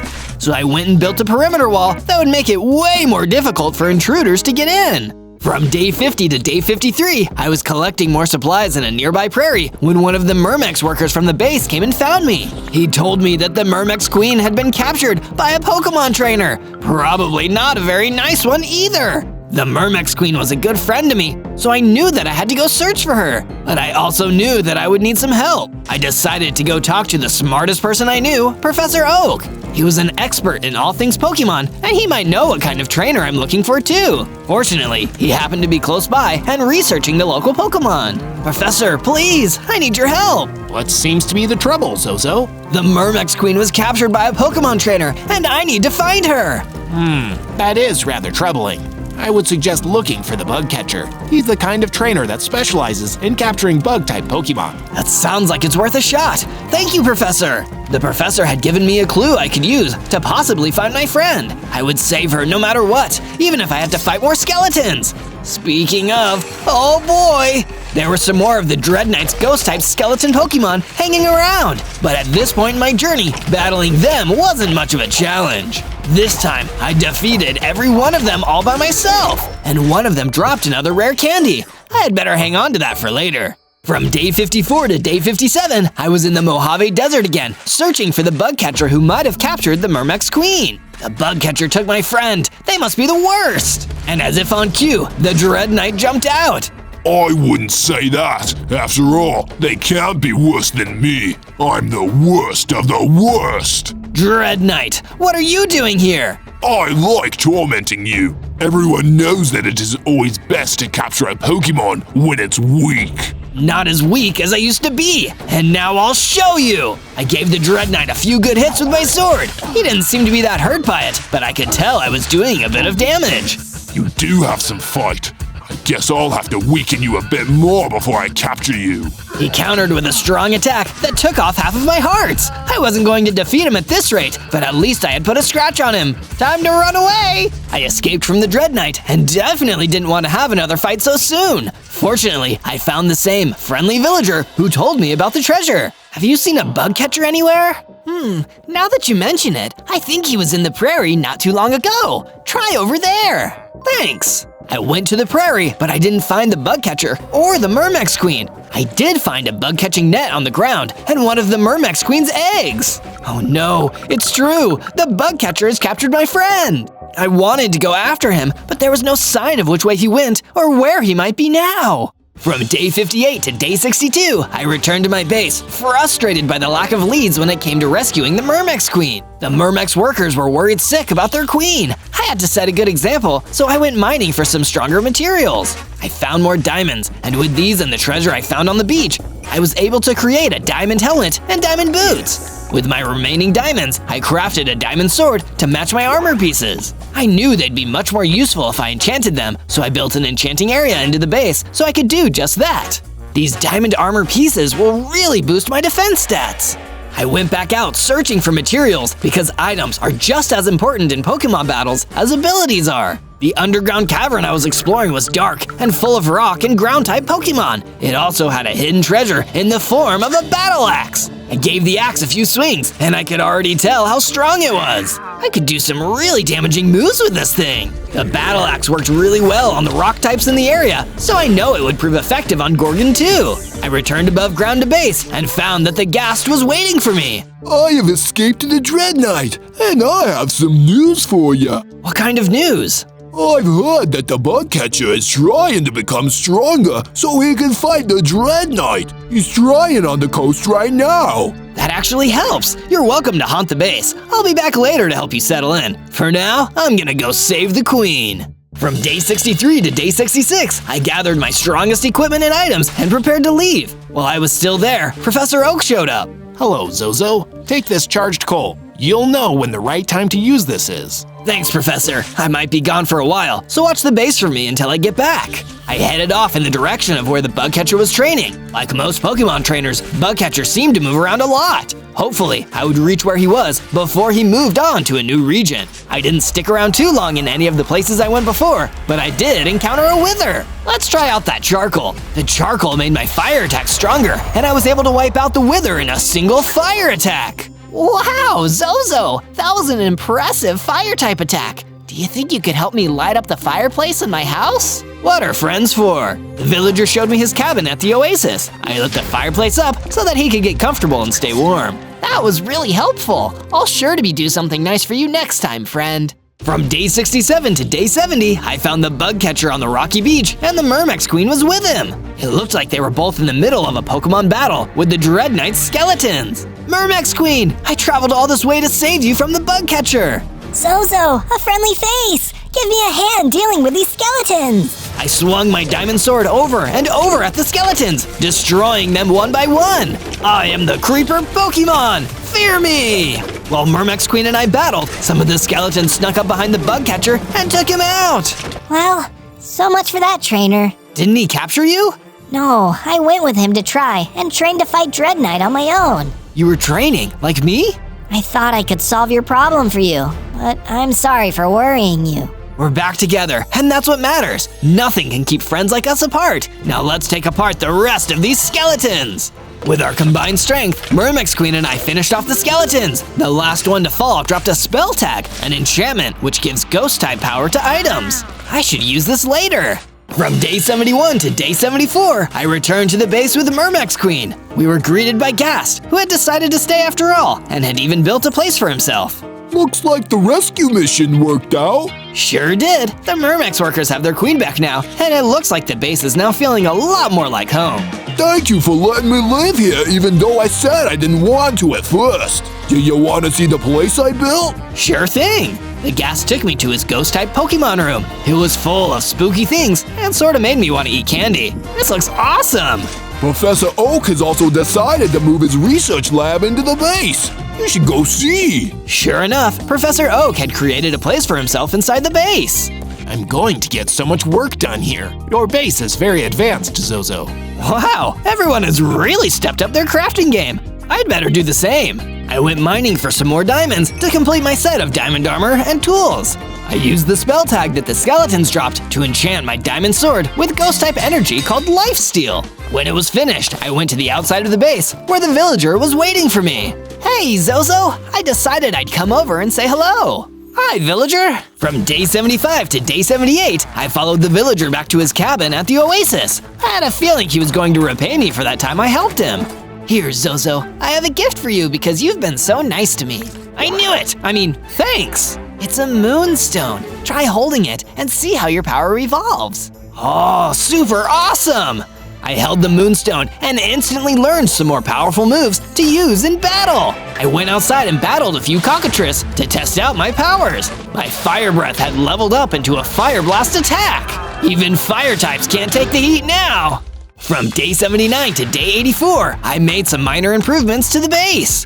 Now that everyone was calling it home, I had to make sure that everyone was taken care of. There were some spare materials lying around, so I crafted a set of iron armor for the Myrmex Queen. Wow, thanks, Zozo. I guess I'm a bug type and a steel type now. You've always helped me in battle, but now you'll have stronger defenses for when we fight the Dread Knight's stronger minions. I'll do my best in our next battles. Thank you for thinking of me. After I finished talking with the Myrmex Queen, I realized that improving the base had left me short of some key materials, so I went searching for them. While I was out in the rose fields, I encountered a familiar, unfriendly face. It was the Gorgon! Your armor and weapons have changed, but you're still weak. What do you know, Gorgon? I know a lot more than you do about everything, including what Dread Knight is going to do next. What is he gonna do next? He'll become a Pokemon Master, of course. An evil Pokemon Master. Once he's done trying to capture weaklings like you. You can call me weak all you want, Gorgon, but I don't need to prove anything to you. I'm going home. From day 85 to day 89, I left the Rose Field and returned to my base, where the Dread Knight was lying in wait. Gorgon told me I needed to end our little cat and mouse game, so I've come here to capture you, once and for all. If it's a battle you want, it's a battle you'll get. The Dread Knight attacked with his usual opening move, but I was ready for it, so I dodged. I struck him back with my ghost-enchanted diamond sword. It seemed to deal some real damage. A ghost weapon? Well, that's new. Guess I don't need to hold back. His next strike was a brand new move I had never seen before. It left me completely defenseless. Oh no, what should I do? Then I remembered I was still carrying the charged coal that Professor Oak gave me. Maybe if I used it correctly, I could evolve. The last time I needed a rare candy for that, and I have one. I know, I'm gonna use them both at once. I activated the rare candy and the charged coal together, and suddenly I evolved into a brand new Creeper Pokemon form with 80 hearts! Evolution? And so strong as well? I believe we have a battle to finish! Some other time, Zozo. The Dread Knight deployed his skeleton minions and ran away, but I was eager to test out my new powers on the Horde. I had a new signature move called Falling TNT, which dropped exploding TNT blocks on enemy Pokemon. Those skeletons were dust, and the base was completely safe. From day 90 to day 94, Myrmex Queen had almost completed the statue that she had been building the entire time. Wow, it's amazing, Myrmex Queen! It'll be even more amazing after you add the finishing touches. I have confidence that you'll make this statue look as incredible as I know it will. No pressure. It took a lot of materials, and I had to mine for more several times, but in the end, the statue stood triumphantly over the base. It was a statue of Arceus, the mightiest and most ancient creator god of all Pokemon. I am humbled to be in your presence, Arceus. Next on my list of things to do was help Professor Oak become stronger so that he could help me fight against the Dread Knight. I decided to give him a potion of strength. Thank you. And speaking of potion, you should go get some more healing potions from that merchant. We have a few more emeralds, and that should be enough to seal the deal. Good idea, Professor! This time I purchased Max Potions, the strongest form of healing potion available. From day 95 to day 97, I went back to the Rose Fields where I met Gorgon that one time. Her taunting distracted me, so I wasn't able to search the whole biome for materials. Uh-oh, it looks like some other ghost types are here. Zombie Pokemon! There were zombies everywhere! But because ghost types were actually weak against other ghost type attacks, my ghostly diamond sword was the perfect weapon to thin them out. That's right, shamble away! I continued to use ghost type attacks on the ones that got into melee range and used my falling TNT attacks to reduce their numbers. Eventually, I had defeated or driven away all the zombies in the Rose Field. When the battle was over, I noticed there was a special sword stuck into a stone. It was a netherite sword, and it was charged with even more ghostly power than my diamond sword. Oh, this is just what I was looking for. I took the sword with me and began to walk home to my base. On day 98, I was confronted by Gorgon just outside of my base. This stops now, Creeper Pokemon Zozo. You have gone from a minor annoyance to the one thing that is stopping Dread Knight from becoming a Pokemon Master. I'm going to end you here and now for his sake. Well, it was nice knowing you, Gorgon. What? I'm feeling like a one-hit KO! I drew my fighting battle axe, knowing it would be super effective against Gorgon, and with one single slash, I defeated her! Critical hit! Now that I'd defeated Gorgon, I knew the battle with Dread Knight would be coming, so I built the perimeter wall a bit higher and gathered my max potions. Has the time arrived for you to face your destiny, Zozo? I don't know about destiny, but I'm definitely ready to take down the Dread Knight. Then allow me to come with you. That way I can record what a fully evolved creeper Pokemon looks like at its most powerful. After you win, of course. And I will! The professor and I left the base, and soon we were on the road to the Dread Knight's evil Pokemon gym. This had been quite a journey, and if you want to see more of my adventures, remember to search Zozo to find more videos and subscribe so you can always know when I upload next. On day 99, we arrived at the Red Rock Highlands, which is where we found the Dread Knight's evil Pokemon gym. The challenge will begin as soon as we enter his lair. Are you still ready to face him, Zozo? From the moment I spawned into this world, I knew I'd have to fight. I'm ready as ever, Professor. Then let's head inside. Suddenly, the Professor and I were ambushed by more of the Ghost-type skeletons. Not these guys again! They surrounded us. These must have been the highest level Pokemon that the Dread Knight has. I could handle them myself, but Professor Oak was a professor, not a Pokemon. He was in serious trouble. Go on, Zozo. This may look like a troublesome situation, but I'm Professor Oak. I've seen far more rare and dangerous Pokemon than this and survived. The only thing that is different this time is that I don't want to slow you down. Professor! Go! I'll manage somehow. Go defeat Dread Knight. He must not become an evil Pokemon master. I didn't want to leave the professor, but I could tell that he was serious, so I braced myself and ran directly into the gym where I would soon come face to face with the Dread Knight. On day 100, I was face to face with the Dread Knight. Oh, it's you, Zozo. No more running, Dread Knight, for either of us. No matter who wins or loses, this will be the last battle that we ever have. I'm not backing down. A Pokemon cannot hope to stand against a master. I will show you the true meaning of fear. You don't have a ghost of a chance against me. No more puns either. We clashed weapons, and I was glad that I brought my netherite sword. It was the perfect weapon to use in this battle. I was able to make the Dread Knight move back out from melee range and launch my Fire Blast attack. Now that had to hurt. It's not very effective, you foolish creeper Pokemon. Rats! I thought I had him. I'm going to use my own signature move now. See if you can dodge it. The Dread Knight created a Shadow Ball, even more powerful than his skeleton guards, and he launched it straight at me. I dodged out of the way, knowing that one hit from that would KO me. Say good night, Zozo. Get it? Because I'm a knight. That's your worst pun yet, Dread Knight. It was Professor Oak. He had come to help.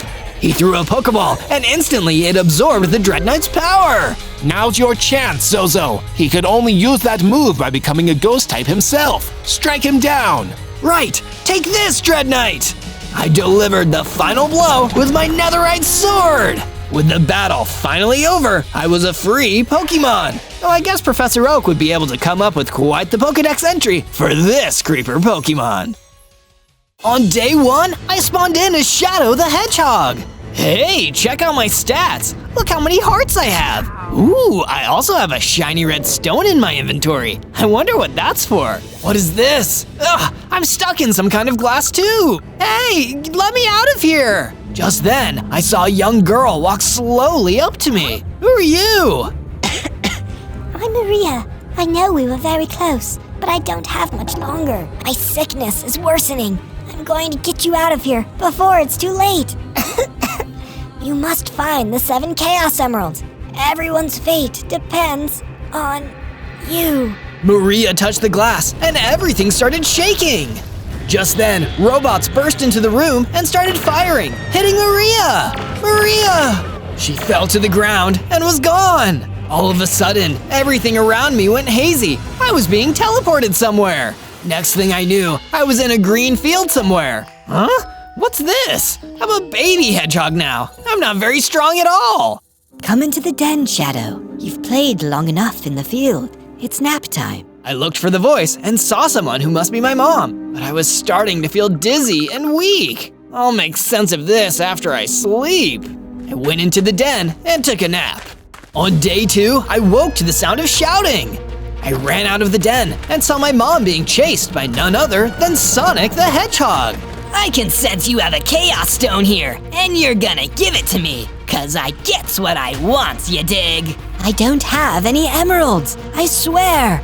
Leave my family alone, you big bully. I couldn't believe how mean Sonic was being. This wasn't like the Sonic I knew. What was going on? Hey, leave my mom alone. She didn't do anything to you. Since when did you become the bad guy, Sonic?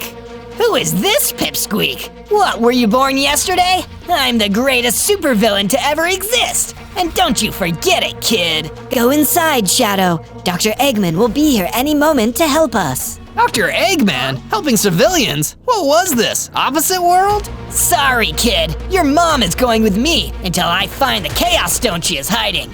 But I'll leave you with a little parting gift. He placed some TNT at the den, and it blew it to pieces. I tried to get to my mom, but Sonic grabbed my mom, and in no time, he was gone. He was so much faster and stronger than me now. Then I had the thought, Maria must have sent me to an alternate dimension. I better get some tools and build some shelter from mobs. And I need to rescue that lovely owl that is apparently my mom. I've never had a mom before. I have to protect her. I got to work punching some nearby trees. With the wood I collected, I made myself a crafting table, then crafted a sword and a pickaxe.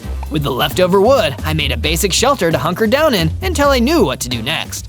Later, I'd turn it into something truly special. I finished it in time before any spooks came out to get me. I wasn't certain about anything anymore. Not in this weird reality.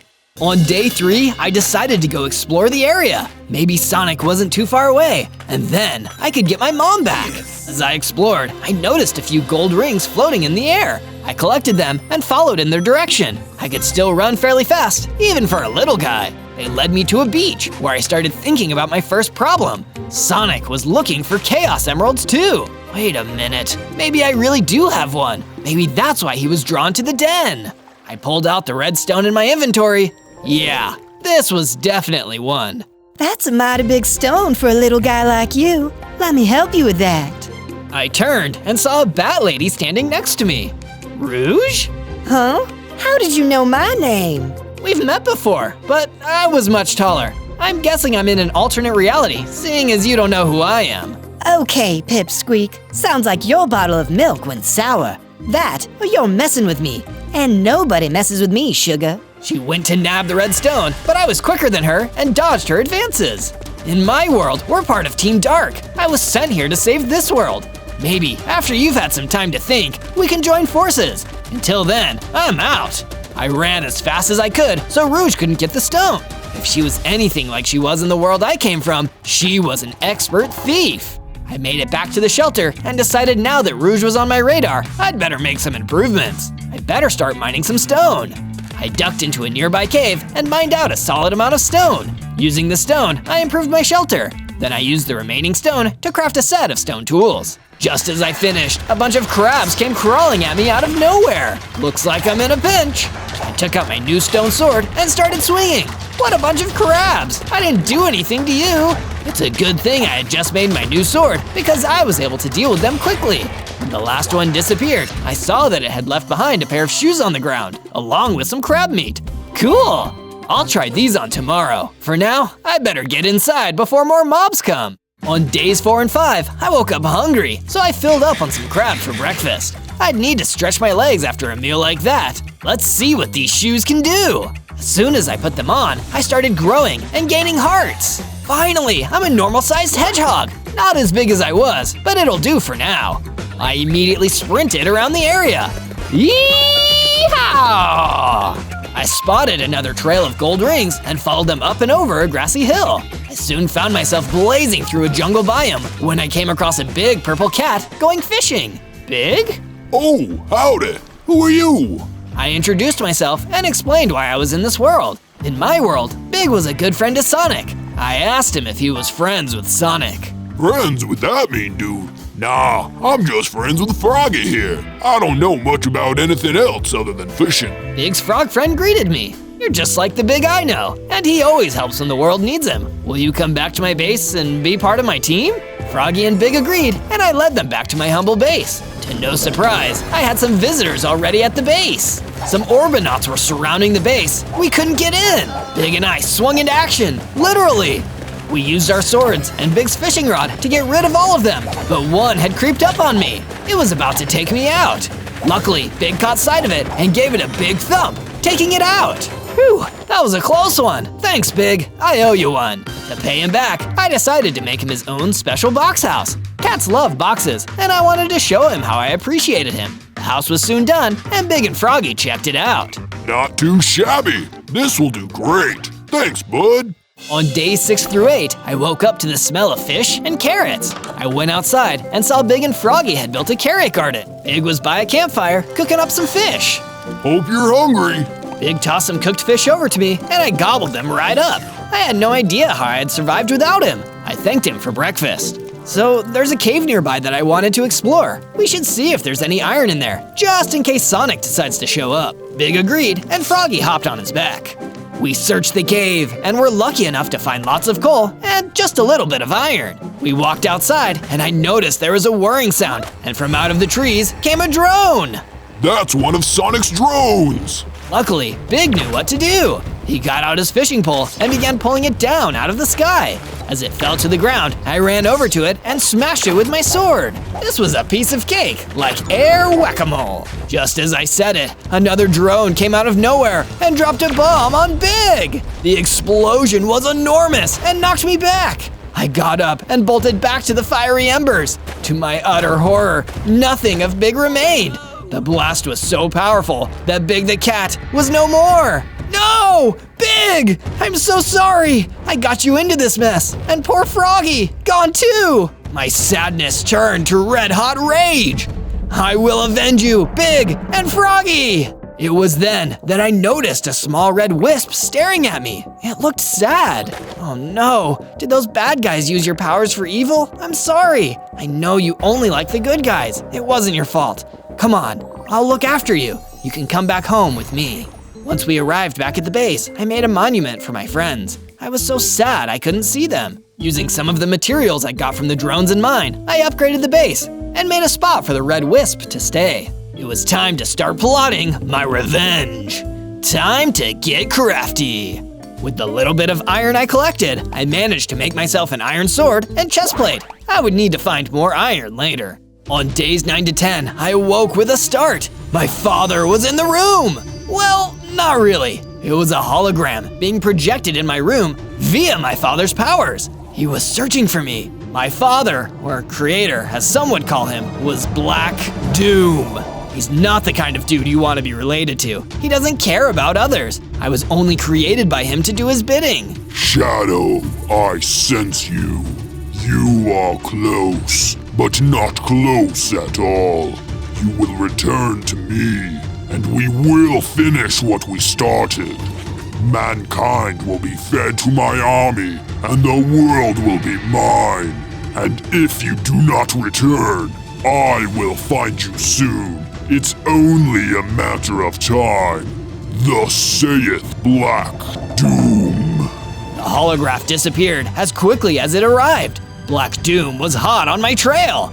I needed to speed up my search for the Chaos Emeralds. For days 11 through 12, I fortified my base, seeing as Black Doom was searching for me. I would need a lot more protection. I set up some torches too, to keep the bad mobs away at night. With that complete, I decided to go check out the snow biome to see if I could find some Chaos Emeralds. I had to start somewhere. I hadn't traveled far when suddenly I ran into a group of strange-looking robots. Sonic's Henchman creations! I grabbed my weapon and hit the robots. It only took a couple hits to disable them, but the weird thing was, there were rabbits inside of the robots that hopped away to freedom. Sonic, you really are just like Dr. Eggman, an evil animal snatcher. Eventually, I made it to the snowy biome. I was racing across the cold terrain when something even faster came whizzing past me. I stopped running, and a silver hedgehog came and stopped in front of me. Silver? Just as I said his name, the hedgehog hit me with a blast.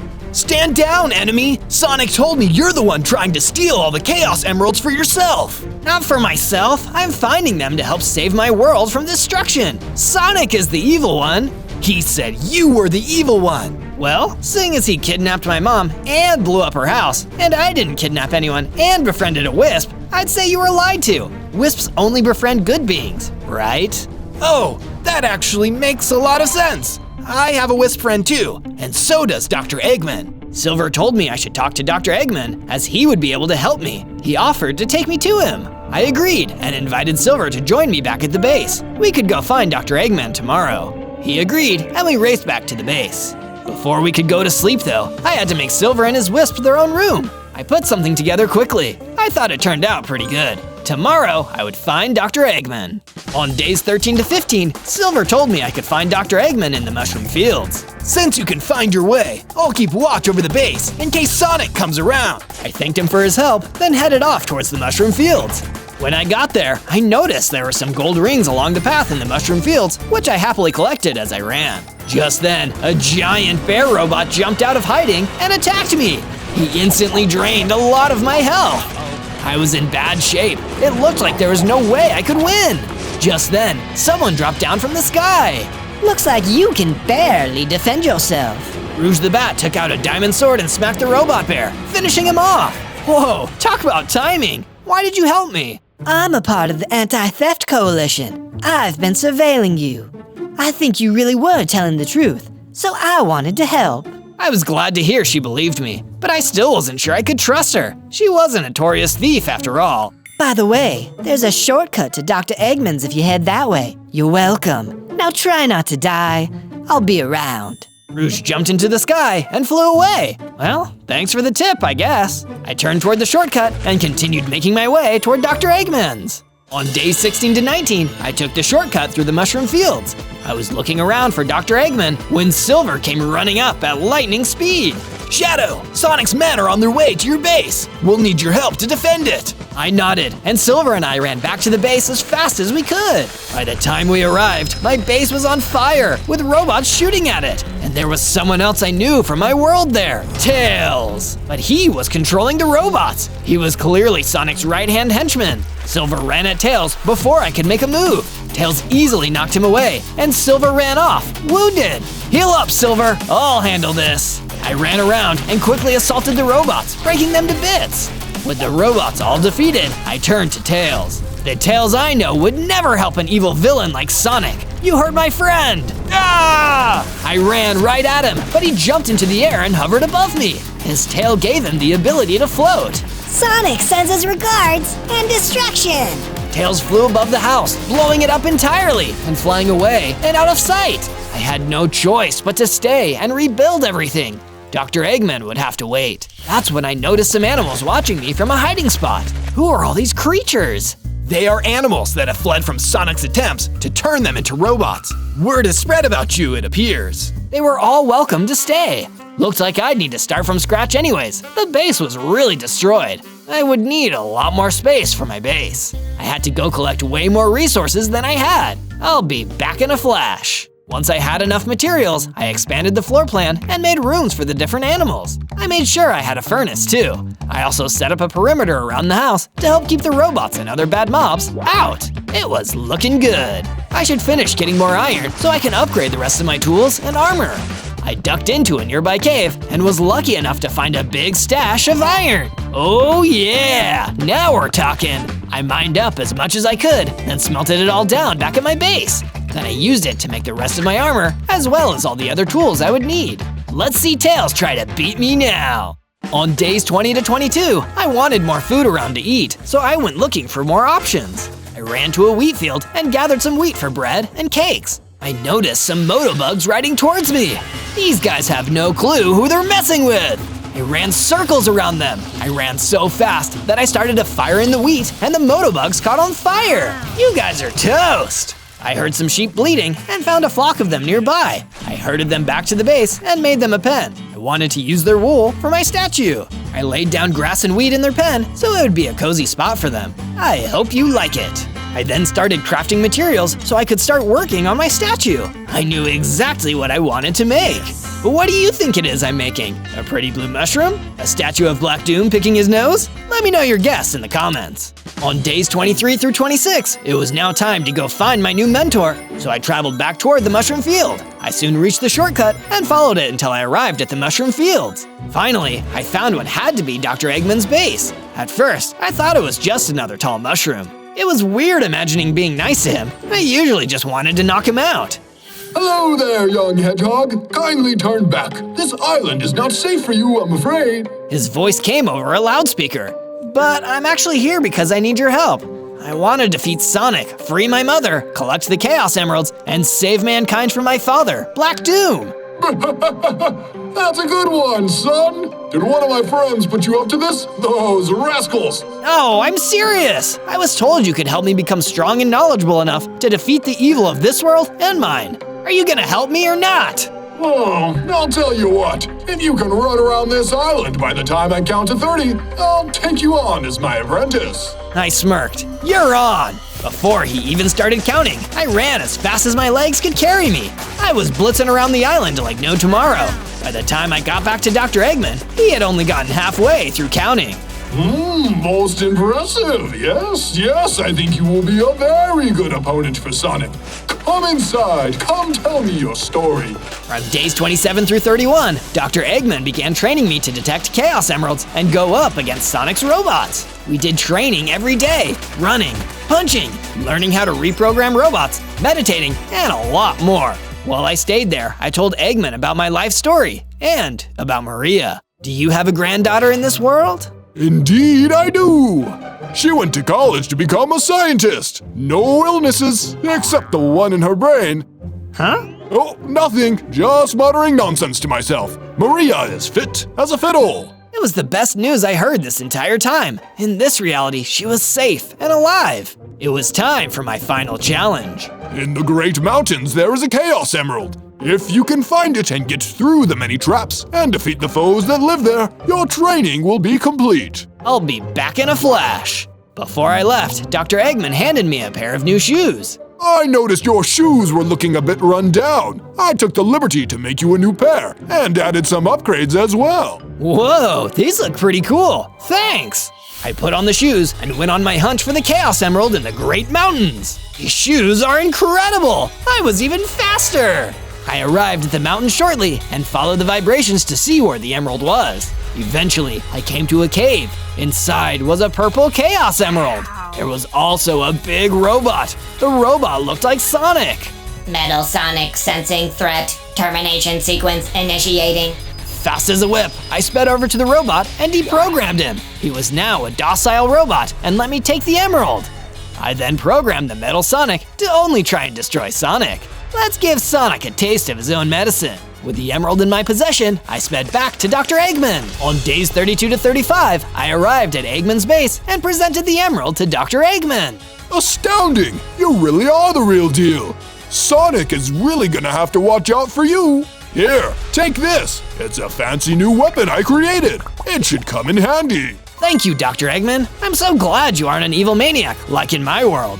Anyhow, I hope to see you around. I still might need your help. I said goodbye and zoomed away back toward the base. I couldn't wait to tell everyone I had collected another emerald. Before I could get home though, I saw something terrifying chasing a rabbit in the field. It was Sonic! Oh no, he's trying to get more animals for his robots. I've got to stop him.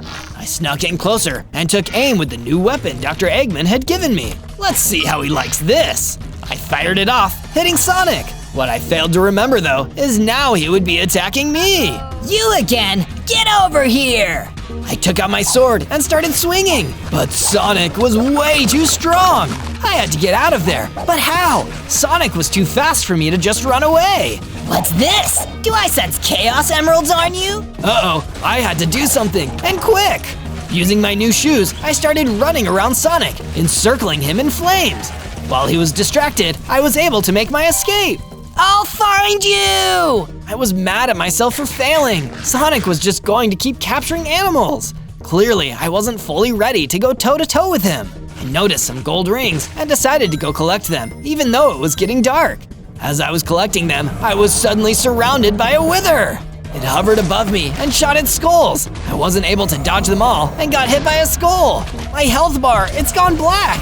Was I dying? What was this? I wasn't going to bother with this creep. I just got out of there. I ran fast. After all that training, here I was running from this mob and hiding from Sonic. Maybe I was just a big failure after all. On days 36 to 39, I arrived back at the base. I greeted everyone, and And although I was feeling deflated for my lack of success, I still had gotten a Chaos Emerald and programmed that Metal Sonic. I had some wins. I was telling everyone about my adventure when I heard something outside. I went to take a look. Tails and the robots were back! Come on, I just got back! Don't you guys have a life? I hurried and ran around, quickly taking out each robot. With my training from Dr. Eggman, I knew just where to hit them to take them down fast. What? What are you doing? Tails was so shocked, I ran up to him before he could react. We've got you now, Tails. We are throwing you in jail for rehabilitation. Silver then quickly built a small jail cell, and I threw Tails into it. We'll deal with you later. I turned to Silver and told him we might be able to use Tails as leverage to get my mom back. Silver agreed. He also had another idea. I was just about to go into the cave before Tails showed up. I need some diamonds for the enchantment table I'm making. I thought we could get blast protection on our armor. Would you mind finding me some? No problem. I made my way into the cave and dug deep under the ground. At long last, I came across a stash of diamonds. Yes, just what I was looking for. I started breaking all the diamonds. As I broke the last block of diamond ore, I saw there was a chest buried behind it. Whoa, what is this for? I opened the chest and saw it contained a map. I wasn't sure what it led to, but I pocketed it for later examination. I soon arrived back at the base and handed the diamonds to Silver. He went off to the crafting table, then came back and gave me the finished enchanting table. He also gave me a bunch of bookshelves. I then got to work putting together an enchanting area. Since we had bookshelves, our enchanting table was going to be all powered up. Once it was finished, I was feeling pretty good about it. I then put our armor on the table and got it all enchanted up with blast protection. Sonic is gonna have a tough time blowing us up now. On days 40 to 43, I inspected the map and saw that it led to another treasure chest. It was worth looking into. I took off, leaving Silver behind to keep an eye on Tails. As I followed the map, I nearly ran off the side of a cliff. Woo, I gotta watch where I'm going. But how am I supposed to get across this? That's when I noticed there was a plane nearby. Let's see if this goose can fly. I started it up and drove off the cliff. Luckily for me, it flew. Whoa, I'm gonna be motion sick after this. I checked the map and saw I was getting close, so I brought it down for landing. I was able to land without crashing into anything. No villages flattened or trees taken out. That was a big win. I got out of the plane and heard some strange noises. A pack of wolves were howling and coming at me. They must have seen me flying overhead. It's another hedgehog. Get him! Hedgehogs are nothing but trouble. Sheesh, these wolves sure were judgy, but they were right about me. I was going to give them trouble. Lots of trouble. There were more of them than me, but I was trickier than they knew. I took out my weapon from Dr. Eggman and managed to knock them out. I took out the map and saw I was right next to the X. I started digging and soon found the chest. I hope this was worth the trouble. I opened it and found a diamond axe, some massive knuckle gloves, and a couple enchanted golden apples. Oh yeah, it was worth it. I hopped back into the plane and took off for home. On days 44 to 49, my plane ran out of fuel, but luckily I landed right by my statue.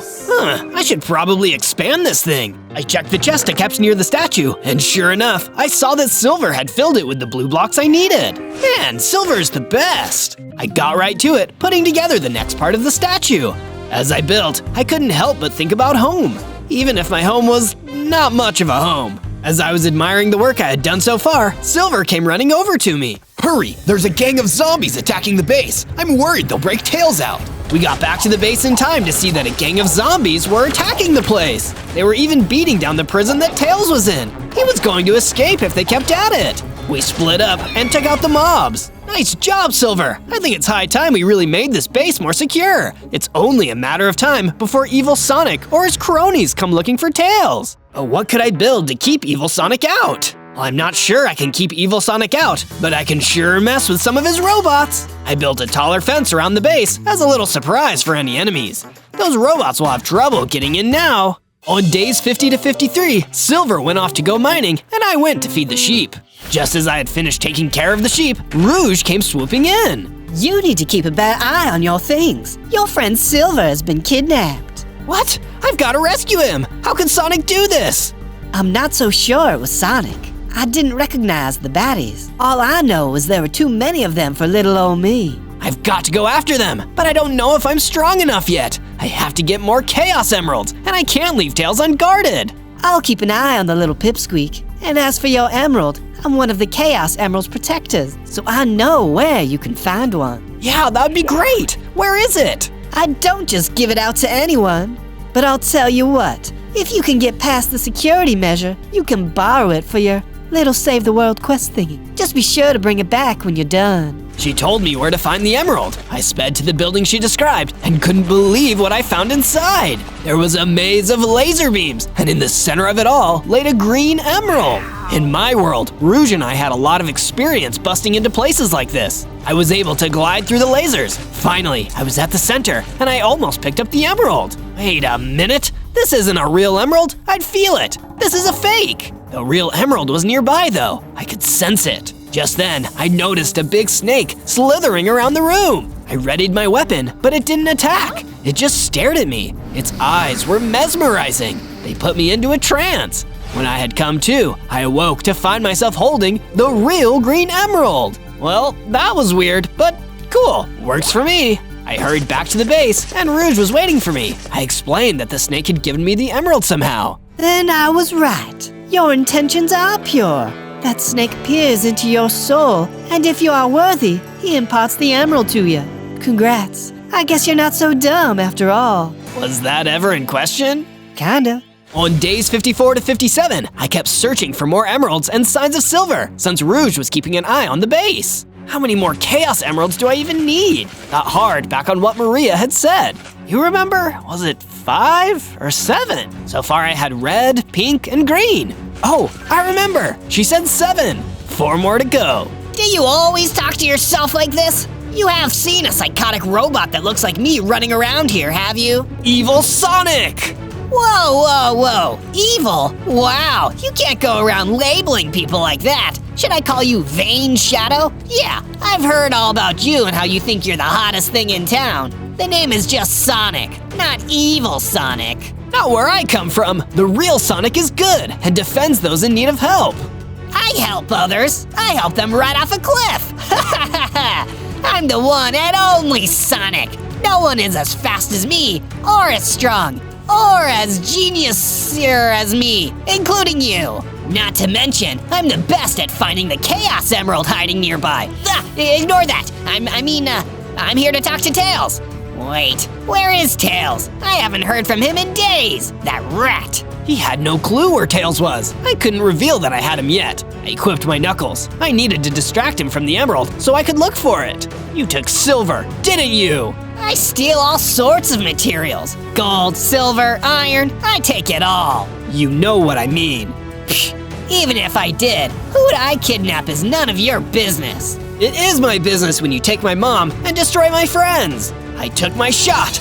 I bursted over to him and swung my powerful gloves. I nearly got him. Ooh, feisty much? Don't worry, you'll be in prison soon enough. Now what was I doing? Oh yeah, finding Tails. Anyway, eat dust, Uggo. Sonic was gone in a blur. I've gotta hurry and get to the emeralds. I'm sure he'll remember why he was here soon enough. I focused my attention and could feel a small pull. I followed the feeling and soon arrived at the base of a waterfall. I kept looking around, then decided to take a chance. I walked right through the waterfall. Behind it, in a little cove, was the blue emerald, just sitting there, ready for the taking. No traps or guards. I now had the red, pink, green, and blue Chaos Emeralds. On days 58 through 62, I decided to go mining back by the base since I didn't have any other leads. Just need to get enough diamonds to finish the rest of my armor. I managed to find some more diamonds and even picked off a few pesky mobs along the way. I managed to acquire enough diamonds to make a full set. I took the diamonds back to the base and crafted a full set of diamond armor, excluding the boots. Once they were ready, I took everything to my enchanting table and got to work. Doing all of this enchanting made me think of Silver. I missed that guy. I hope he was okay. Next, I continued working on the statue, finishing the head and the hair. It turned out way better than I was expecting. I think you can all tell who it is now, right? I collected sand and gravel to turn into concrete powder, but while I was digging, I came across something unexpected. What's this? A book? The book had a recipe in it for an invincibility potion. It only lasts 20 seconds, but that could come in handy, big time. I collected the items that the recipe called for, and soon enough, I had the device put together. To activate it, I'd have to jump on it and smash it. I'll save this for when I'm in a bind. Then I saw Rouge flying towards me. She landed and told me she had found a map that might lead to Silver's captors, whoever they were. Nice going, Rouge. I think you would be an amazing addition to my team. You can stay at my base. What do you say? I thought I was already part of your team. I don't think I'm giving you that map for free. I require compensation. I know you can pay me in gold rings. Always so feisty, in both realities. I gave her the rings, and I took the map. I got to work building her a room at the base. Rouge was very opinionated on how it looked, and made sure to give me a lot of specifics before I had started. I was exhausted after all that, so I called it a night and went to sleep. Tomorrow I will find the map and see where it leads. On days 63 through 66, I had yet another visitor. It was Dr. Eggman himself. Dr. Eggman, I'm glad to see you. I was just about to follow this map to… A map, you say? Well, I'm glad I caught you in time. I've been thinking it over, and I want to be of more help. So I'm giving you this ring. When it's powered up, it turns all your enemies into gold rings. Fantastic, thanks! This map might lead to Sonic, and in turn, lead to my captive friends. So thank you for the special weapon. Oh, very good, lad. I'll keep an eye on the place while you're gone. The map led me across a desert. Then suddenly, I encountered a mob of giant scorpions. I looked at my new ring weapon and saw it was charged up. I activated it. Poof! The scorpions that were trying to stab me turned to gold rings. I collected them. Dang, this ring is awesome. It really put an end to my suffering. Just then, I saw a beautiful purple cat coming up to me. She was clearly some kind of princess. I sense you are searching for Chaos Emeralds, yes? By destroying these scorpions, you have saved my people from a dangerous enemy. You truly are a hero. I will bless you with help when you need it most. With the power of the Soul Emerald, I will repay your good deed. Nice, I will remember this. Thank you, Your Highness. I went on my way. On days 67 through 70, I was running through the jungle when I finally reached the destination on the map. It was a mystical-looking ruin. I ran up to the giant staircase leading to the door of the temple ruins. Inside were a bunch of big, knuckled warriors. They saw that I had intruded and started coming at me. I brandished my own pair of knuckles, and they stopped advancing. They asked if I was part of the Knuckle Tribe. No, but I'm looking for my friend named Silver. He was kidnapped, and I have reason to believe he is here. I'm over here, Shadow! There's no need to fight them. They aren't holding me hostage anymore. Thanks to Princess Tikal. I'm sorry to worry you, strange visitor. My tribe did kidnap Silver for his powers, but I convinced my father and the tribe of their errors. Now Silver helps us as a friend, not as a prisoner. Silver explained how Princess Tikal had learned how to control Chaos Emeralds so that their power would not be explosive. They were in a war against a mob of Endermen and had been looking for ways to defeat them. Silver, taking pity on them after releasing him, decided to stay and help them. I sense many Chaos Emeralds on you. Please, come and learn how to control the chaos. With that much power, there could be much destruction. It's dangerous. Silver and I were reunited, and we both trained with the Knuckle Tribe on how to control the long-lost art of controlling Chaos Emeralds. A grandmother always taught me, chaos is power. Power is enriched by the heart. The controller is the one that unifies the chaos. They even showed me how to use my knuckle gloves to maximize damage. I bowed to the princess. I thank you for teaching me the art of the Chaos Emeralds. I vow to use them for saving the world, nothing else. Because I have seen into your heart, I will gift you one final thing. The turquoise Chaos Emerald is yours. She revealed the emerald and handed it to me. All of a sudden, I started to grow and be stronger with more hearts. I'm as tall as Silver now. I'm full grown. Finally, back to my normal size before I arrived in this reality. Suddenly, the Knuckle Clan was on high alert. The Endermen were attacking. We ran out of the temple and fought the Endermen. With me and Silver using our powers and new training, we were able to help the tribe out and kill off most of them. The rest ran away. I hope that teaches those Endermen a lesson. Let us know if you ever need help again. We bowed and took our leave back to our base. On days 71 to 74, I found lots of confused creatures that had escaped being turned into robots by evil Sonic. I felt so bad for them. It was awful what he was doing. I invited them to come live at the base, and they readily agreed. You're very generous, Zozo, but I'm not sharing my room, just so you know. Don't worry, I'll add on to the base so everyone has a spot. Did I tell you Dr. Eggman is staying at the base now? And so is Rouge. Rouge? Are we sure we can trust her? She helped me get a Chaos Emerald. She talks tough, but she has a good heart. Okay, if you say so. We got home and introduced everyone to each other. Silver helped me make accommodations for the new arrivals. I think they're going to love it here. Once I was done, I noticed one of Princess Tikal's men coming up to the base. I met him outside the grounds. He said Princess Tikal had been taken by the Endermen to a nearby camp. Those Endermen are relentless. I will save you, Princess Tikal. On days 75 to 78, I headed to the cave where the Knuckle Guard led me. There at the entrance was Princess Tikal. I thought you were being held hostage. I'm sorry to worry you, but I have something for you, and I had to be sure you were an ally first. The fact that you came to save me proves to me you care about others, and that you care for my people. Oh, okay, but have you heard of the story of the boy who cried wolf? She hadn't, and it showed. Princess Tikal revealed what she had for me, and it was another Chaos Emerald. Where did you get this yellow Chaos Emerald? Well, I had to steal it from my father. I wish he could be trusted with it, but he can't. He is power-hungry and reckless. He kept it locked away in the ruins, but I figured out how to get to it. He doesn't know it's gone yet. She also gave me a rod that had been with the emerald. It contained a lightning bolt. I couldn't thank her enough. Just then, we heard crashing come through the cave. It was a warden. He was massive and super strong. He fired his sonic boom at us, and we jumped out of the way. I used my speed to run circles around him, taking slices of him with my diamond axe. He was able to take a swing at me, and it knocked me over, as well as knocking my health down a ton. He was about to take another big hit at me. I thought quick and activated the lightning rod Tikal had given me. A great big bolt of lightning hit the warden and destroyed him. Phew, thanks for the lightning rod. I should be getting back to my base. You're welcome to come visit anytime you like. She thanked me and said she needed to get back to the ruins to face her father. Thank you for helping me save the world, Princess Tikal.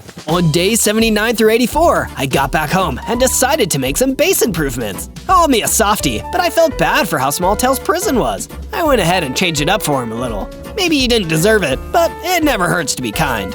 He didn't say thanks when I finished, but I could tell he appreciated it. Then, I headed over to my crafting table and used the rest of my diamonds to make some armor for Rouge, Dr. Eggman, and Silver. I wanted my friends to be just as prepared as I was. Then, I had an idea. I decided to try and get Tails to talk. I went to the kitchen and made some dessert. Then I got Silver, and we decided to play good cop, bad cop to get Tails to talk. I offered Tails a cookie, but didn't give it to him just yet. Tell us about Evil Sonic. What's he got up his sleeve? He said he wouldn't tell us unless we let him go. No, wait! Fine, I'll tell you. He is working with some guy called Black Doom to take over the world. They have this scientist that's really lost their mind and is making all sorts of brilliant and deadly weapons. Now give me the cookie. I tossed him the cookie. Well, this situation was worse than I thought. Luckily, I only had one last Chaos Emerald to find. On days 85 to 89, I woke up to a commotion outside. Evil Sonic was outside, taunting the refugees on my base. Oh, there you are! Now I know where you've been hiding! How are you just figuring this out? Tails has been here multiple times to attack us on your orders. I'm too busy to bother with coordinates. That was Tails' job before he went AWOL. I'm over here, sir! What was that? Tails? No, that was, Dr. Eggman. Dr. Eggman? My arch nemesis? No, it's me, Tails! I'm being held against my will! Okay, fine, it is Tails, but you kidnapped my mom. Give her back, and then you can have Tails. You bit off more than you can chew, dummy. Tails is coming with me. I don't do hostage negotiations. I take what I want. Not on my watch. Dr. Eggman, Rouge, and Silver all came out and stood behind me. Sonic was bewildered. Oh, I see how it is. You are definitely an enemy now. You will regret this. No, I will never regret doing what is right. Just then, I started to level up again. My hearts regenerated and added more. My speed increased too. Sonic almost looked scared. Yeah, well, I'll be seeing you soon, and I will get Tails back. But until then, enjoy a little gift. Sonic released a bunch of droids into the base. We started fighting the droids that were shooting at us and flying all around. As we fought, I checked my ring. It was still not fully charged. Otherwise, it would have been super handy. In all the commotion, Sonic was able to escape. Coward! We worked together and used our weapons and cool powers to defeat the droids. That was pretty awesome, you guys. On days 90 to 93, I was feeling really awesome. We had totally taken down those enemies with very little damage. How hard could taking on evil Sonic really be? I wanted to finish my statue. I did the eyes and mouth, careful to not make it look too wonky. It was finally finished. What's with the shrine? Who is she? Before I say who it is, do you know who it is? Take a guess. Who are you talking to? To me, she looks just like my granddaughter before she left home. That's because it is her. In my reality, she was the one person who was kind and cared for me. She saved me so that I could save the world. That's sweet, I guess. Actually, it's really depressing. Kinda wish I hadn't asked. Dr. Eggman changed the subject. Check out this upgrade I made. I call them Cyclone Wheel. They help you jump high in the air with the science of tornadoes beneath your feet. I added them to my shoes, and I could jump super high with them, almost flying. This was pretty cool. I never thought I'd hear myself say this, but I was glad to have Eggman on my team. On days 94 through 96, I still had one more Chaos Emerald to find. I asked my team if they had any good ideas on where to find it. My intel suggests there should be one on the highest peak of the snowy, abominable mountains. It won't be easy getting there. Luckily, I was up for the challenge, the very cold challenge. I ran as fast as lightning towards the mountain. When I reached the base of the mountain, I used my soul busters to help me jump up the mountain. I followed the chaotic pull of the emerald. Eventually, I heard some screaming. Help! These goats are attacking me! It was a warmly dressed human running for his life, with a few mountain goats right behind him. Whoa, whoa, whoa! Everyone calm down! Meh. He is a Snoopy human. He has a map that leads to our peaceful goat home. He plans to bring hunters back here. It's just a hobby. Listen, human, how are you liking all the goats hunting you right now? That's completely different. The human went to attack the goats, but in an instant I ran up to the man and hit him, knocking the map out of his hands. Scared, he ran away into the forest. There, that ought to fix the problem. The goats were so thankful, they gave me some ice cream. Very delicious. At the top, I found a white Chaos Emerald camouflaged by the snow. I took the white emerald. Power surged through me. I had all 7 Chaos Emeralds. I felt like I was going to explode. I did my chaos breathing and was able to control the chaos. Then, I ran back down the mountain and back to my base. On day 98, I returned back to the base and showed my team all the emeralds I had collected. Now, I just needed to figure out how to use them and not have them consume me. The fact that you have all these emeralds on you and you haven't exploded into 1,000,000 pieces means you are meant to be the keeper of these stones. You will figure it out. The only person I knew who ever used them before in my world was Good Sonic, but I'm sure it would come easily. It was time to prepare for my journey, and I knew just the person to lead me to Sonic's base. But first, I needed to make more cookies. Once I had a whole stack, I went over to Tails to make him an offer. Take me to Sonic, and all these cookies will be yours. His hunger won, and he agreed to lead me to Sonic's lair. On day 99, we arrived outside of Sonic's lair. It was a super big building with a golden statue of evil Sonic outside. Okay, it's go time. I told Tails to stay put where he is. Then I started fighting the robots that were guarding the doors. But I had made a mistake. There were more robots here than I thought. During all the fighting, Tails managed to fly away.